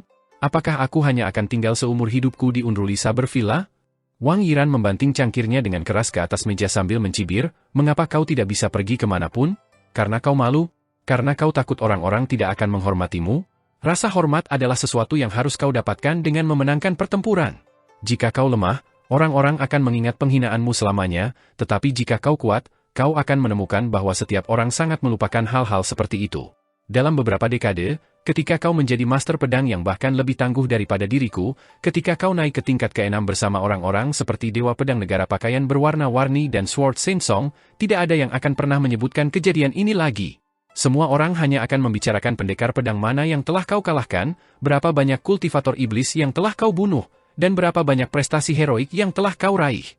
Bahu Wang Xianfu sedikit gemetar saat dia menundukkan kepalanya dan berkata dengan suara sedih, tapi aku bahkan tidak bisa mengalahkan pendekar pedang tak dikenal yang lebih muda dariku. Lebih buruk lagi, aku bahkan tidak bisa menerima satu pukulan pun darinya. Bagaimana aku bisa mencapai levelmu, apalagi melampauimu? Di wilayah benua botol harta karun timur tempat bangsa Water Combing berada, tingkat ke-6 sudah dianggap sebagai batas atas bagi seniman bela diri murni, dan tidak ada seorang pun yang telah maju melampaui tingkat itu dalam beberapa abad terakhir, jadi jika seseorang mencapai tingkat ke-7, maka mereka hampir dianggap sebagai dewa yang tak terkalahkan. Dikatakan bahwa Dewa Pedang bangsa pakaian warna-warni itu hampir mencapai tingkat ke-7 di puncaknya, tetapi akhirnya, ia tampaknya menjadi kecewa karena suatu alasan, yang menyebabkan basis kultivasinya anjlok, dan ia menghilang dari mata publik sepenuhnya. Song Yuxiao pernah menyatakan dengan sangat jujur dan lugas bahwa tidak mungkin ia akan dapat mencapai tingkat itu dalam kehidupan ini. Jika Chen Ping'an mendengar ini, maka kemungkinan besar dia akan tercengang sekali lagi. Lagi pula, bahkan Ju He, yang telah keluar dari Jewel Small World sebagai seniman bela diri tingkat ke-4, telah menyadari bahwa tingkat ke-9 adalah tingkat akhir dari seni bela diri.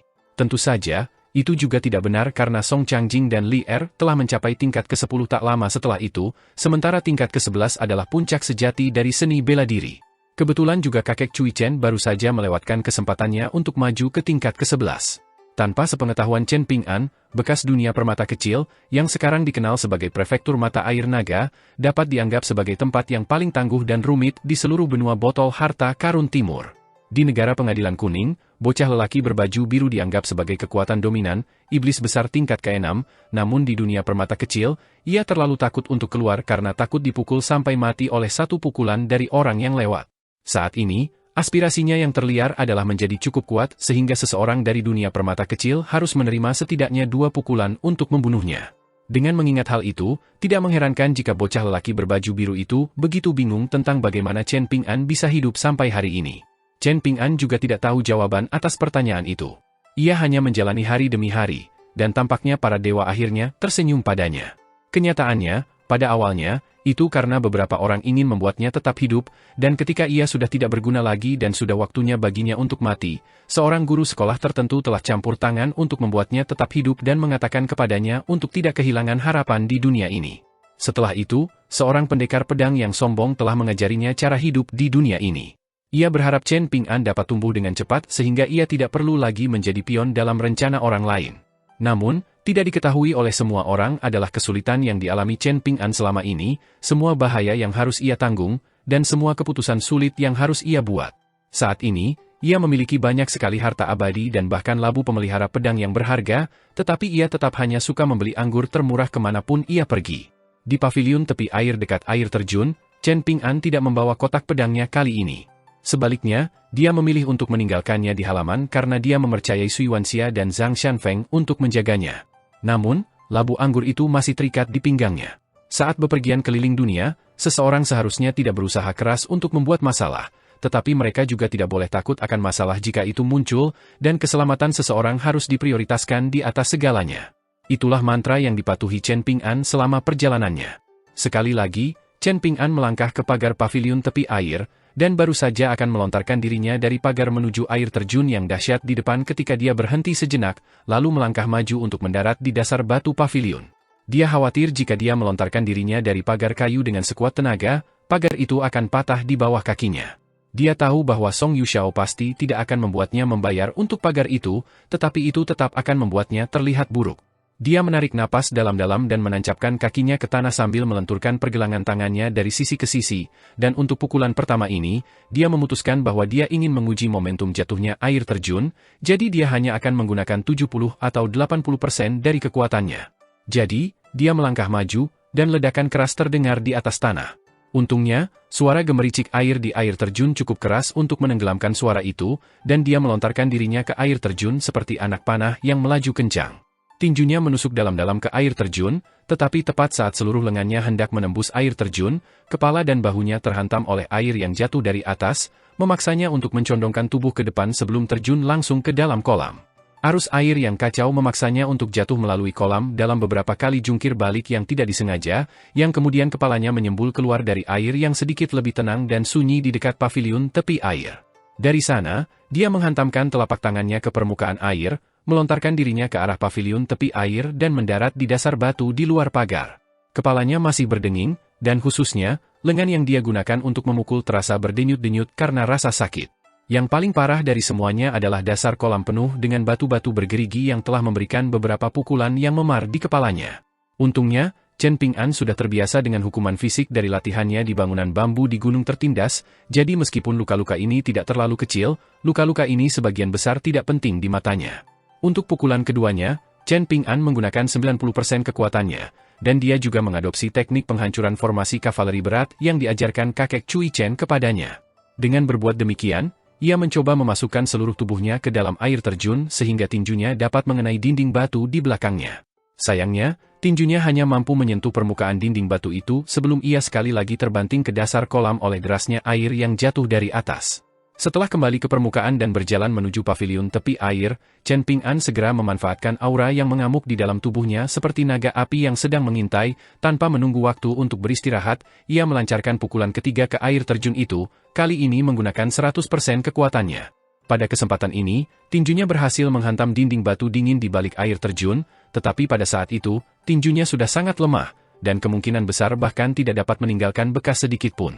Ki dalam dantian Chen Ping'an terus bergejolak, dan dia hanya bisa mengembuskan napas perlahan dan mengendalikan napasnya menggunakan teknik yang diajarkan Pak Tua yang kepadanya. Pada titik ini, menyalurkan teknik 18 penghentian sudah menjadi sifat alami Chen Ping'an, dan mampu mengalir secara alami bahkan tanpa memerlukan perhatian apapun darinya. Kinya dengan cepat melewati 10 titik akupuntur satu demi satu. Sebelumnya, ia tersangkut di antara titik akupuntur ke-6 dan ke-7, tetapi sekarang, ia tersangkut di antara titik akupuntur ke-12 dan ke-13, seolah-olah ada semacam jurang lebar yang mencegahnya untuk maju lebih jauh. Setelah mengambil waktu sejenak untuk menenangkan diri, Chen Ping'an melayangkan pukulan keempat ke air terjun. Ia mengulang proses ini berulang kali, dan setelah melancarkan sekitar selusin pukulan, kakinya menjadi sangat gemetar sehingga ia harus bersandar pada pagar untuk mendapatkan dukungan. Pada akhirnya, ia tidak dapat menahan rasa lelahnya lagi, duduk dengan kaki disilangkan dan menyesap beberapa teguk dari labu anggurnya sementara kinya masih tenang. Di rumah, dia telah menatap bulan berkali-kali selama usahanya yang keras untuk mencari nafkah bagi dirinya sendiri. Dia telah mengamati bulan bersama Liu Xianyang, dan juga dengan Gu Ken, dan setelah menatapnya begitu lama, dia tidak lagi merasakan apapun saat melihatnya, kecuali selama festival pertengahan musim gugur. Selama 2 perjalanan yang telah dia lakukan, dia telah menyaksikan bulan dalam berbagai jenis suasana yang berbeda, dan dia dapat menghargai keindahannya lagi. Sekarang setelah dia mengantarkan pedang ke Gunung Stalaktit, dia harus melakukan perjalanan ke kota naga tua di wilayah paling selatan benua itu, dan tidak dapat menahan diri untuk bertanya-tanya betapa menawannya bulan di atas laut selatan. Beberapa saat kemudian, Chen Ping'an menyingkirkan pikiran-pikiran itu, lalu bangkit berdiri dan mengamankan labu pemelihara pedangnya di pinggangnya saat dia mulai melancarkan pukulan berikutnya. Dia berkata pada dirinya sendiri bahwa dia harus melancarkan 3 pukulan berturut-turut saat menggunakan teknik penghancuran formasi kavaleri berat. Kembali ke bangunan bambu, kakek Cui Chen pernah berkata bahwa tidak ada unit kavaleri yang tangguh akan dapat dikalahkan hanya dengan 1 atau 2 serangan, dan bahwa serangan yang tiada henti diperlukan untuk melemahkan mereka seiring berjalannya waktu. Setelah dihantam air terjun berulang kali, Chen Ping'an mulai merasakan sakit di tubuhnya dengan lebih jelas. Setelah menyelesaikan ronde kedua pukulannya, Chen Ping'an berbaring di atas dasar batu paviliun tepi air, terengah-engah. Di gunung tertindas, jika kakek Cui Chen hanya membuat Chen Ping'an menerima pukulannya, memaksanya untuk menerima pukulan secara pasif demi memurnikan tubuh dan jiwanya, maka mungkin Chen Ping'an tidak akan memiliki ketabahan mental untuk melampaui titik ini. Namun, dia telah melangkah lebih jauh dengan memaksa Chen Ping'an melakukan tindakan mutilasi diri yang mengerikan, dan itu telah mengasah tekadnya lebih jauh. Suatu kali, saat Chen Ping'an terbaring di genangan darahnya sendiri, kakek Cui Chen memandang rendah dirinya dengan seringai mengejek sambil mengejek, "Kau bahkan tidak sanggup menahan rasa sakit sebanyak ini, namun kau ingin mencapai tingkat ke-9 atau ke-10 suatu hari nanti? Sungguh lelucon." Chen Ping'an ingin melontarkan cercaan kepada lelaki tua itu, tetapi ia terlalu lelah untuk berbicara.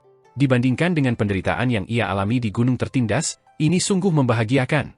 Ia harus memastikan bahwa kapasitasnya untuk menahan rasa sakit dan kesulitan tidak berkurang saat ia maju dalam kultivasinya. Dengan mengingat hal itu, ia menyeret dirinya untuk berdiri, lalu menggertakkan giginya erat-erat sambil melanjutkan latihannya. 15 menit kemudian, air terjun itu masih jatuh berdebur di bawah sinar bulan, dan air terjun itu tampak mengejek Chen Ping'an karena kegigihannya untuk mencapai prestasi yang mustahil. Chen Ping'an mengambang di punggungnya, dan matanya terbuka lebar saat ia menatap ke langit.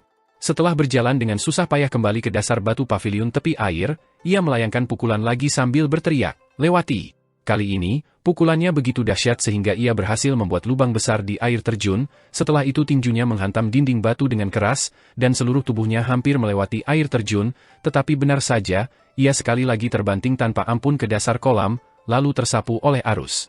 Gaya latihan ini terus berlanjut secara terputus-putus hingga larut malam.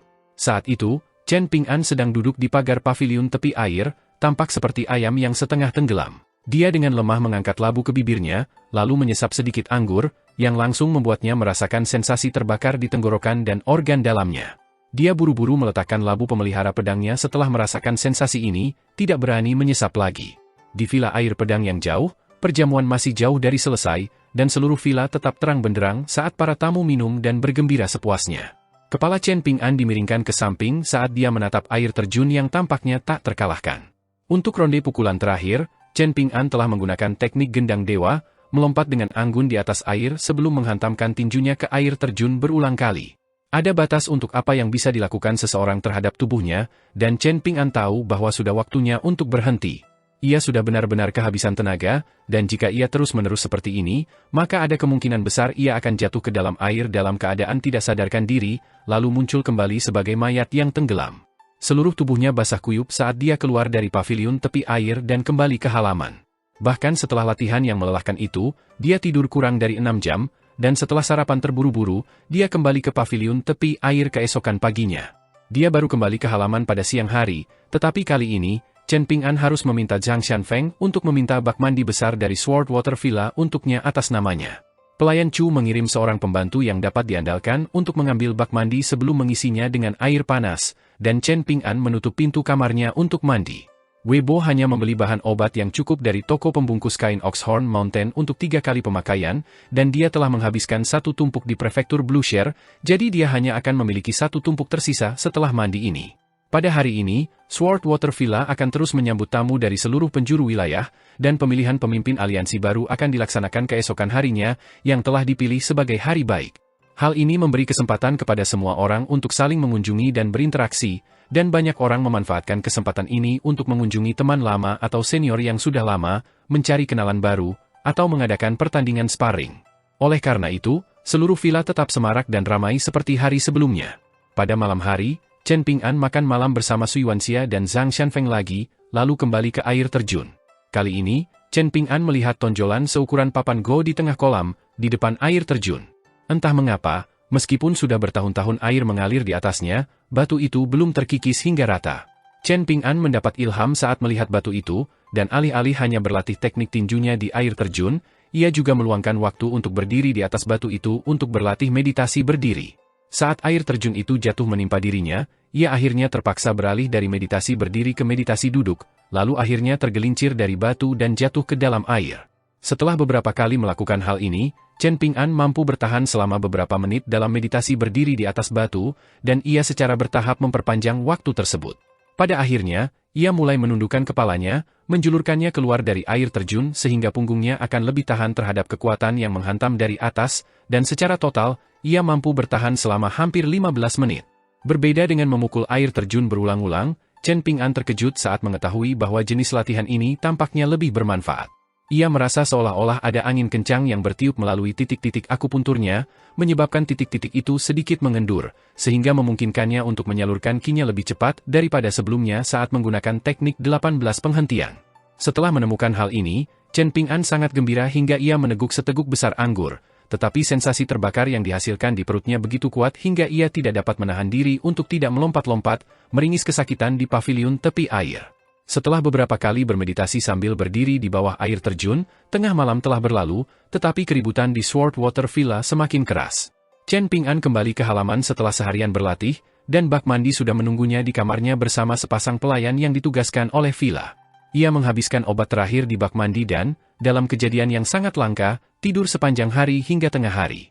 Setelah menikmati hidangan lezat, ia meninggalkan halaman dengan semangat tinggi, mengangguk dan tersenyum pada 2 pelayan di luar saat ia melewati mereka, lalu berlatih meditasi berjalan dalam perjalanannya ke paviliun tepi air dekat air terjun. Rupanya, Sword Water Villa baru berdiri selama 60 atau 70 tahun, sedangkan paviliun tepi air sudah ada di sini jauh sebelum itu. Namun, ada kesalahpahaman bahwa paviliun tepi air adalah bagian dari villa. Sementara Chen Ping'an berjalan menjauh, kedua pelayan yang bosan itu mulai mengobrol pelan di antara mereka sendiri. Salah satu dari mereka, seorang wanita muda dengan wajah oval, mengatakan bahwa Chen Ping'an adalah orang yang sangat aneh, sementara yang lain menanggapi dengan geli, mengatakan bahwa ia tidak akan menarik perhatian pemilik villa tua itu jika ia adalah orang normal. Wanita muda berwajah oval itu kemudian mulai menggoda temannya, dengan mengatakan bahwa meskipun Chen Ping'an tidak setampan tuan muda villa mereka, dia tetap cukup tampan, dan dia bertanya kepada temannya apakah dia menyukainya. Pembantu lainnya menjawab bahwa setelah menyaksikan bakat dan ketampanan tuan muda villa mereka, dia tidak lagi tertarik pada pria lain. Kedua wanita muda itu terus mengobrol satu sama lain saat tidak ada orang lain di sekitar. Bagi mereka, merupakan keberuntungan yang luar biasa bahwa mereka dapat tinggal di Sword Water Villa. Mungkin majikan mereka yang baik hati akan mengatur agar mereka menikahi seorang pemuda tampan yang berbakat di masa depan, tetapi bagaimanapun juga, Sword Water Villa akan selalu menjadi rumah dan tempat berlindung yang aman bagi mereka di saat-saat sulit. Saat mendekati paviliun tepi air pada hari ini, Chen Ping'an melihat Song Yuxiao ada di sana, duduk di bangku panjang. Ia segera menaiki tangga, lalu duduk di seberang Song Yuxiao, yang mengalihkan pandangannya dari air terjun dan mulai mengamati Chen Ping'an. Ia kemudian mengangguk tanda setuju sambil berkata, "Kau sudah mulai terbiasa. Ini benar-benar kemajuan yang mengesankan." Chen Ping'an sangat senang mendengarnya. "Anggur yang diseduh di vilaku rasanya lebih enak daripada yang kau dapatkan dari tempat lain, bukan?" tanya Song Yuxiao. Chen Ping'an menggaruk kepalanya sambil menjawab, "Memang, tapi aku akan merasa bimbang sekarang setiap kali aku membeli anggur di masa depan." Song Yuxiao sangat geli mendengar ini, dan dia menyindir, "Apakah kau mengatakan padaku bahwa kau tidak punya cukup uang?" Chen Ping'an mempertimbangkan pertanyaan itu sejenak, lalu menjawab dengan jujur, "Tidak, tapi minum anggur sepertinya tidak bermanfaat untuk latihan teknik tinjuku, jadi aku selalu merasa seperti membuang-buang uang. Namun, sekarang setelah aku terbiasa minum, aku akan selalu merasa ada yang kurang jika labu anggurku kosong." "Mengapa kau terpaku pada hal-hal seperti ini? Kau bukan wanita. Selama seorang pria mampu membelinya, mereka harus minum anggur terbaik yang dapat dibeli dengan uang dan memikirkan hal-hal lainnya nanti." Song Yuxiao terkekeh. Chen Ping'an menggelengkan kepalanya dengan kuat sebagai tanggapan. "Aku harus berhemat dalam pengeluaranku. Sekarang setelah aku punya kebiasaan minum, aku tidak akan bisa menghentikannya, tetapi jika aku juga punya kebiasaan untuk berfoya-foya, aku akan membenci diriku sendiri." Song Yuxiao menunjuk Chen Ping'an sambil terkekeh, "Kau orang kaya yang tidak akan pernah bisa menikmati kekayaannya." Senyum cerah muncul di wajah Chen Ping'an saat dia menjawab, "Selama aku punya makanan untuk dimakan dan anggur untuk diminum di setiap waktu makan, aku sudah sangat puas." Yuxiao terpengaruh oleh optimisme dan antusiasme Chen Ping'an, dan senyum pun muncul di wajahnya saat ia bertanya, "Siapa yang akan memasak dan membelikan anggur untukmu? Bahkan jika aku punya istri di masa depan, aku akan tetap memasak dan membelikan anggur untuk diriku sendiri," jawab Chen Ping'an. Song Yuxiao langsung meludah ke tanah sambil melotot ke arah Chen Ping'an dan memarahi, "Apa kau bodoh? Kau hanya akan mencari istri, lalu menaruhnya di atas tumpuan dan memujanya seperti seorang bodhisattva? Apa kau tidak tahu bahwa wanita akan menginjak-injakmu kecuali kau memukuli mereka secara teratur?" Raut malu muncul di wajah Chen Ping'an, dan ia mengeluarkan labu dan menyesap sedikit anggur. Memukul gadis yang disukainya? Seolah-olah gadis itu akan mencabik-cabiknya jika ia berani menyentuhnya. Lagi pula, dia bahkan belum mengungkapkan perasaannya padanya, jadi siapa yang tahu apakah dia akan menjadi calon istrinya? Tentu saja, dia akan sangat gembira jika Ning Yao bisa menjadi istrinya, dan hanya dengan memikirkannya saja sudah cukup untuk membuat senyum bodoh tersungging di wajahnya. Song Yuxiao menggelengkan kepalanya dengan ekspresi pasrah saat melihat ekspresi bodoh Chen Ping'an, dan dia mendesah, "Sepertinya kamu benar-benar idiot." Bagaimanapun, Song Yuxiao tidak tertarik untuk mengajari Chen Ping'an tentang cara memperlakukan calon istrinya, dan raut wajah serius muncul di wajahnya saat ia menyatakan, "Untuk maju dari tingkat ketiga ke tingkat keempat, kau harus mengeluarkan kotoran dalam tubuhmu sedikit demi sedikit. Selain itu, kau juga harus mulai fokus pada pola pikirmu. Jalan yang kau tempuh dengan tinjumu harus jelas dan tanpa halangan, dan kau harus memiliki keberanian dan tekad untuk mengalahkan lawan manapun yang berdiri di hadapanmu. Bagi para pendekar pedang, mereka harus memiliki hati yang jernih dan benar-benar membenamkan diri dalam pedang mereka, sampai-sampai pedang mereka adalah satu-satunya hal yang mereka butuhkan untuk menghadapi langit dan bumi, atau iblis dan dewa apapun yang menghadang mereka." "Chen Ping'an, apakah kau benar-benar telah mengeraskan tekadmu?" Ekspresi Song Yuxiao menjadi semakin garang saat ia berbicara, dan pada akhirnya, ia praktis menembakkan belati ke arah Chen Ping'an dari matanya. Chen Ping'an tetap sama sekali tidak tergerak saat ia mengangguk sebagai jawaban. "Begitu aku menetapkan pikiranku pada sesuatu, aku tidak akan pernah mundur." Song Yuxiao bangkit berdiri, dan gelombang besar ki pedang meletus dari tubuhnya, menyapu Chen Ping'an seperti air terjun. "Kau benar-benar membuatnya terdengar mudah? Kurasa kau sama sekali tidak siap." Chen Ping'an juga berdiri, dan matanya jernih dan cerah saat dia berkata, "Sejujurnya, aku tidak begitu mengerti apa artinya memiliki hati yang jernih dan tekad yang tak tergoyahkan. Aku hanya merasa seperti..." Chen Ping'an berbalik dan menunjuk ke air terjun di dekatnya sambil melanjutkan, "Aku harus meninju air terjun ini dan meninggalkan bekas tinjuku di dinding batu di belakangnya. Bahkan, kupikir akan tiba saatnya aku meninju air terjun itu begitu keras sehingga mengalir terbalik sehingga tidak akan pernah bisa menjatuhkanku lagi. Lalu mengapa kamu tidak melakukannya? Lakukan sekarang juga." Song Yuxiao merong. Chen Ping'an segera berbalik ke air terjun di luar paviliun tepi air, melakukannya murni karena naluri, dan mundur beberapa langkah, berdiri di puncak tangga sebelum mengambil posisi tinju kuno yang tidak pernah diberi nama oleh kakek Cui Chen. Meskipun santo pedang dari negara Watercombing berdiri tepat di sebelahnya, Chen Ping'an tidak bisa lagi melihatnya. Faktanya, Seluruh paviliun tepi air telah hilang dari pandangannya, dan satu-satunya hal yang menjadi fokusnya adalah lawannya, yakni air terjun yang berdiri di hadapannya. Selama perjalanan ke selatan ini, Chen Ping'an telah berlatih meditasi berjalan sepelan mungkin, tetapi kali ini, ia mengejar kecepatan semaksimal yang ia mampu. Langkahnya sangat besar, sampai-sampai langkah terakhir yang diambilnya membuatnya menabrak pagar paviliun tepi air. Ia kemudian melangkah ke dasar batu di luar, meninggalkan jejak kaki di belakangnya. Dari sana, ia melontarkan dirinya ke depan, dan aura tinjunya padat dan tangguh, seolah-olah seekor naga biru melilit lengannya. Tinjunya menghantam air terjun, dan ia menerobos air saat tinjunya menghantam dinding batu, langsung menghancurkannya dan mengirimkan pecahan batu yang tak terhitung jumlahnya ke segala arah. Dan itu belum berakhir. Chen Ping'an melancarkan pukulan demi pukulan, bergantian antara tinju kanan dan kiri, menghantam dinding batu tanpa henti dengan semangat sejati teknik gendang dewa.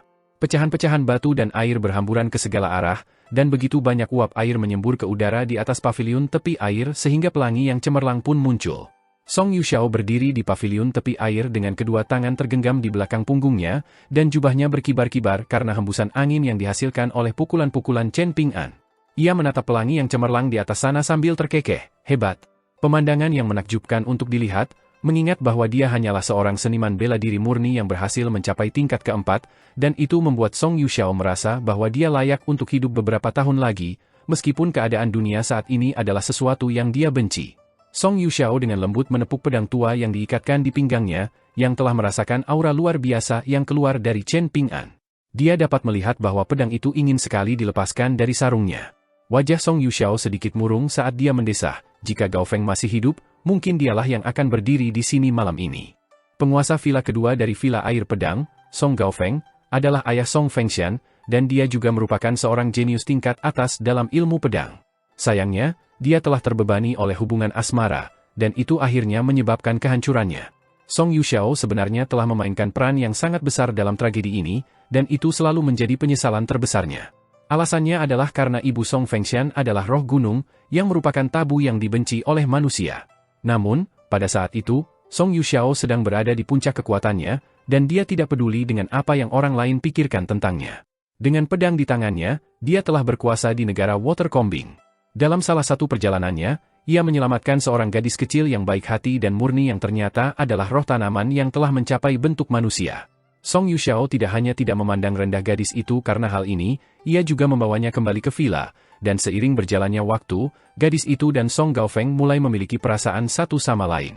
Song Yuxiao tetap setia pada dirinya sendiri, tidak mengajukan keberatan apapun terhadap hal ini, dan pada akhirnya, mereka berdua menjadi suami istri. Jika itu adalah akhir dari masalah ini, maka ini akan menjadi kisah yang bahagia. Namun, takdir seringkali menjadi wanita yang kejam dan tidak menentu. Istri Song Gao Feng memiliki taman yang dirawatnya dengan hati-hati, dan taman itu dipenuhi dengan energi spiritual yang melimpah, yang memungkinkannya tumbuh subur sepanjang tahun. Pada suatu saat, sebuah rumor mulai menyebar, yang mengklaim bahwa tanaman di taman itu setara dengan pil ajaib, dan bahwa mengonsumsi satu saja akan memungkinkan seseorang untuk memperoleh basis kultivasi selama lebih dari 1 dekade. Setelah itu, orang-orang mulai mencuri tanaman dari kebun, tetapi wanita baik hati itu hanya menutup mata terhadap hal ini, membiarkan para pencuri melakukan apa yang mereka inginkan. Villa itu juga merilis pernyataan publik, memberitahu semua orang bahwa tanaman di kebun itu hanya dapat memperpanjang umur seseorang sedikit, tetapi tidak memberikan manfaat apapun bagi budidayanya. Seiring berjalannya waktu, semua orang mulai menyadari bahwa memang demikian halnya, dan kebun itu dibiarkan begitu saja.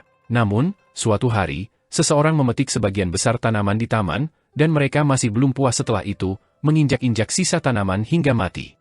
Tanaman di taman tidak bermanfaat bagi basis kultivasi seseorang, tetapi taman itu sendiri adalah katalis pencapaian dao wanita itu, dan kehancurannya membuatnya terjerumus ke dalam depresi berat, yang akhirnya menyebabkan penyakit parah. Song Gao Feng berhasil melacak pelakunya, dan ternyata, itu adalah seorang wanita yang cintanya padanya telah berubah menjadi kebencian seiring berjalannya waktu. Song Gao Feng telah menyerang dengan pedangnya tanpa ragu-ragu, tetapi dihentikan oleh ayah wanita itu, pemimpin aliansi negara Watercombing saat itu, serta seorang ahli teknik tinju yang terkenal di beberapa negara. Selain itu, dia juga seorang jenderal perbatasan, jadi dia memiliki hubungan yang sangat luas di istana kekaisaran dan sangat dipercaya oleh kaisar. Kenyataannya, gelar pemimpin aliansi adalah gelar yang diberikan kaisar untuk membelenggu seseorang. Song Gao Feng bertekad membunuh pelakunya, tetapi ia bukan tandingan ayahnya. Setelah kembali ke Sword Water Villa, wanita itu dan ayahnya juga datang untuk meminta maaf, dan sebagai bentuk ketulusan, pemimpin aliansi itu bahkan telah memotong salah satu lengannya sendiri, berdiri di luar villa dengan luka baru yang masih mengucurkan darah. Meskipun benar bahwa Song Yuxiao mampu mengalahkan dan membunuh pemimpin aliansi, apa yang bisa dia lakukan? Memotong lengan pria itu, lalu memenggal putrinya? Dia hanya bisa membiarkan masalah itu berlalu. Selama seluruh proses ini, Song Gaofeng tetap berada di samping ranjang istrinya, dan dia bahkan tidak keluar untuk menemui wanita itu dan ayahnya. Setelah mereka pergi, Song Yuxiao memberitahu putranya tentang apa yang telah terjadi, dan Song Gaofeng menolak untuk menemuinya juga, hanya mengatakan kepada ayahnya bahwa dia ingin sendirian. Setelah semuanya dikatakan dan dilakukan, Song Yuxiao mengetahui bahwa putranya telah menempuh jalan setan, mengolah kitab suci rahasia setan. Sebelum melakukan tindakan terakhirnya, dia telah merusak dirinya sendiri dan beralih ke senjata yang berbeda, meninggalkan pedangnya yang biasa di rumah. Pada hari ketika ahli teknik tinju terkenal itu pensiun dari jabatannya sebagai pemimpin aliansi, Song Gaofeng telah menyusup ke istananya dan membunuh pemimpin aliansi lama, meskipun ia sendiri menderita luka parah dalam prosesnya. Pada saat ia kembali ke villa, ia sudah kehabisan tenaga, dan pada akhirnya, ia meninggal bersama istrinya yang sedang sekarat pada malam yang sama. Saat itu, Song Yuxiao berdiri di ambang pintu, sementara Song Fengshan tetap berada di samping tempat tidur orang tuanya. Meskipun saat itu dia masih kecil, dia tidak meneteskan air mata sedikit pun. Semua rasa bersalah yang dirasakan Song Yuxiao terhadap Song Gaofeng dialihkan ke Song Fengshan, dan desakan Song Fengshan untuk menikahi roh perempuan telah merobek luka lama Song Yuxiao hingga terbuka lebar. Dia benar-benar kecewa dan semakin dirundung rasa bersalah, dan itulah sebabnya dia tidak mau campur tangan bahkan setelah mengetahui bahwa Song Fengshan berkolusi dengan 3 roh jahat lainnya dari negara Water Combing. Dia bukan lagi pemuda yang sama yang berpegang teguh pada jalan hidupnya dengan segala cara, bahkan jika itu berarti harus membunuh cucunya sendiri. Song Yuxiao sangat menyadari apa yang ingin dilakukan Song Fengshan. Meskipun Song Gaofeng berhasil membunuh mantan pemimpin aliansi malam itu, pelaku sebenarnya telah lolos dengan tindakan kejinya. Setelah itu, sang kaisar tidak ingin menjadikan Sword Water Villa sebagai musuh, namun kemungkinan besar dia juga mengasihani putri dari mantan pemimpin aliansi, jadi dia bertindak sebagai mak comblang dan memperkenalkannya kepada seorang jenderal terhormat dari negara Water Combing. Pada akhirnya, mereka menjadi suami istri, dan dia menerima gelar kehormatan atas pernikahannya dengan jenderal ini. Semua orang tahu bahwa Song Yuxiao bermain sesuai aturan, jadi meskipun dia adalah santo pedang dari negara Water Combing, kaisar tidak peduli padanya. Adapun cucu Song Yuxiao, dia masih sangat muda pada saat orang tuanya meninggal, jadi semua orang hanya berpikir bahwa dia terlalu muda untuk mengingat banyak kejadian. Dengan demikian, semuanya baik-baik saja dan damai di negara Water Combing selama lebih dari 2 dekade, dan posisi pemimpin aliansi kosong selama waktu itu. Itu sampai Song Fengshan membuka pintu villa air pedang, mengundang tokoh-tokoh terhormat dan bergengsi dari semua bagian untuk menghadiri upacara pelantikan yang akan diadakan keesokan harinya. Song Yuxiao tidak lagi tertarik pada urusan duniawi, tetapi itu tentu saja tidak berarti bahwa dia benar-benar terpisah dari segalanya. Mengapa dia sering bepergian sendiri selama beberapa tahun terakhir? Apakah itu benar-benar hanya agar dia bisa menutup mata terhadap tindakan cucunya sendiri dan mencoba untuk membuat dirinya dalam suasana hati yang lebih baik? Itu jelas bukan masalahnya. Song Yuxiao tahu bahwa suatu hari pasti akan tiba ketika semuanya mencapai puncaknya, dan tekanan yang sangat besar akan menghantam villa air pedang kesayangannya. Song Fengshan akan bertindak tidak semestinya, diam-diam menjadi musuh seluruh istana kekaisaran, dan kejadian yang tak terelakkan ini membebani hati Song Yuxiao 2 kali lipat. Hal pertama yang membebani hatinya adalah rasa bersalahnya terhadap Song Gaofeng, sedangkan hal kedua adalah bahwa tindakan Song Fengshan benar-benar bertentangan dengan aturan yang telah dijunjungnya sepanjang hidupnya. Dia ragu-ragu apakah dia harus melawan istana kekaisaran. Jika dia melakukan itu, dia akan secara langsung memprovokasi otoritas kaisar, tetapi itu sama sekali bukan masalah baginya. Yang benar-benar dia khawatirkan adalah bahwa melakukan hal seperti itu akan sepenuhnya bertentangan dengan cara hidupnya. Jauh di lubuk hatinya, dia tidak pernah menyetujui tindakan Song Fengshan, tetapi dia tidak bisa memberitahu siapapun tentang semua ini. Dia telah melakukan perjalanan terakhirnya dengan tujuan mengunjungi Dewa Pedang bangsa pakaian warna-warni, yang dia anggap sebagai teman sekaligus saingannya. Dia ingin beradu argumen dengan Dewa Pedang tua itu, dan bahkan lebih ingin melepaskan simpul-simpul ini di hatinya. Sayangnya, Dewa Pedang tua itu telah meninggal. Song Yuxiao tidak punya pilihan selain kembali di tengah jalan, dan itu mengakibatkan insiden di kuil kuno itu. Song Yuxiao begitu tenggelam dalam pikirannya saat berdiri di paviliun tepi air sehingga dia tidak menyadari bahwa Chen Ping'an masih berada di air terjun. Pada saat dia menyadari ada yang tidak beres, Chen Ping'an sudah perlahan-lahan keluar dari air terjun. Dia melompat dan mendarat di paviliun tepi air, di mana dia mulai membalut tinjunya yang babak belur dan berdarah. Song Yuxiao menyingkirkan pikirannya yang mengganggu dan tersenyum. Kamu sudah mencicipi anggur berkualitas dari villa kami, tidakkah menurutmu rasanya akan lebih enak sekarang setelah kamu menjadi Grandmaster kecil? Namun, apa yang dikatakan Chen Ping'an selanjutnya membuatnya terhuyung karena terkejut. Aku tidak mampu melakukannya. Sekarang aku mampu meninju air terjun itu, tetapi masih ada batas yang belum mampu kulewati. Song Yuxiao memeriksa aura Chen Ping'an yang terkendali, dan niat tinjunya bergejolak dan tak henti-hentinya seperti air terjun. Ekspresi terkejut muncul di wajahnya saat dia berseru, kau jelas sudah memiliki apa yang dibutuhkan untuk mencapai tingkat keempat. Bahkan, aku dapat mengatakan dengan keyakinan penuh bahwa aku belum pernah melihat seniman bela diri tingkat ketiga dengan fondasi yang lebih kokoh dari milikmu. Apa yang mungkin kurang? Ekspresi pasrah muncul di wajah Chen Ping'an saat dia menjawab, aku tidak tahu persis apa itu, yang ku tahu hanyalah bahwa memang ada sesuatu yang hilang. Namun, aku tahu arah umumnya. Sebuah jalan telah terbentang di bawah kakiku, jadi aku tidak perlu lagi tersandung tanpa arah. Aku seharusnya bisa bertahan sebelum sampai di kota Naga Tua, dan jika aku beruntung, mungkin aku akan berhasil secara alami begitu aku mencapai stasiun feri di negara Water Combing milikmu. Meski begitu, keberuntunganku tidak pernah bagus, jadi kemungkinan besar aku baru akan berhasil setelah tiba di kota Naga Tua. Song Yuxiao menggenggam kedua tangannya di belakang punggungnya, lalu berjalan beberapa putaran di sekitar Chen Ping'an sambil merenung, kupikir aku sudah melihat semuanya, tetapi tampaknya masih ada lebih banyak yang menunggu untuk dilihat di dunia ini. Kau benar-benar telah memperluas wawasanku. Bagaimanapun, mari kita minum. Meskipun kau belum membuat terobosan, ini tetap layak untuk dirayakan. Chen Ping'an menggoyangkan labu anggurnya dan mendapati bahwa labu itu masih cukup penuh, dan dia mengangguk sambil tersenyum sebagai tanggapan. Hotpot yang disajikan di sebuah restoran di kota kecil di luar villa benar-benar lezat, dan anggur yang mereka sajikan juga cukup enak. Apakah kau ingin pergi dan mencicipinya? Ini saat yang tepat untuk makan, dan hubunganku dengan pemilik toko sangat baik, jadi aku seharusnya bisa mendapatkan diskon 20% untuk kita, usul Song Yuxiao. Begitu Chen Ping'an mendengar tentang diskon 20%, dia langsung menyatakan dengan murah hati, kalau begitu, saya yang bayar tagihannya. Senyum geli muncul di wajah Song Yuxiao. Apa kamu yakin? Biar saya tegaskan terlebih dahulu, hidangan hotpot dan anggur terbaik yang ditawarkan restoran ini harganya setidaknya 5 atau 6 tael perak. Chen Ping'an langsung membatalkan tawarannya dengan cara yang sama sekali tidak malu. Sekarang setelah kupikir-pikir, kota ini agak jauh dari villa, jadi mengapa kita tidak minum-minum di halaman saja? Song Yuxiao mengacungkan jempol kepada Chen Ping'an sambil memuji dengan cara yang jenaka, kau benar-benar pria yang murah hati. Chen Ping'an tiba-tiba tertawa terbahak-bahak sambil berkata, baiklah, ayo, kita makan hotpot untuk makan siang hari ini, dan itu sudah final. Song Yuxiao sedikit goyah, tetapi dia tidak memberi Chen Ping'an kesempatan untuk berubah pikiran. Dia melompat keluar dari paviliun tepi air dan bergegas keluar dari villa, memerintahkan Chen Ping'an untuk mengikutinya dari belakang. Chen Ping'an telah berpikir untuk mengundang Su Yuanxia dan Zhang Xianfeng juga, tetapi dia hanya bisa mengabaikan ide itu dan mengikuti di belakang Song Yuxiao. Saat melompat dari atap paviliun tepi air, Chen Ping'an berbalik kembali ke paviliun dengan senyum di wajahnya. Dia menggunakan jarinya untuk mengukir dua baris teks di dinding batu di belakang air terjun secara diam-diam. Satu baris berisi nama seorang gadis, sedangkan baris kedua bertuliskan, Chen Ping'an ada di sini.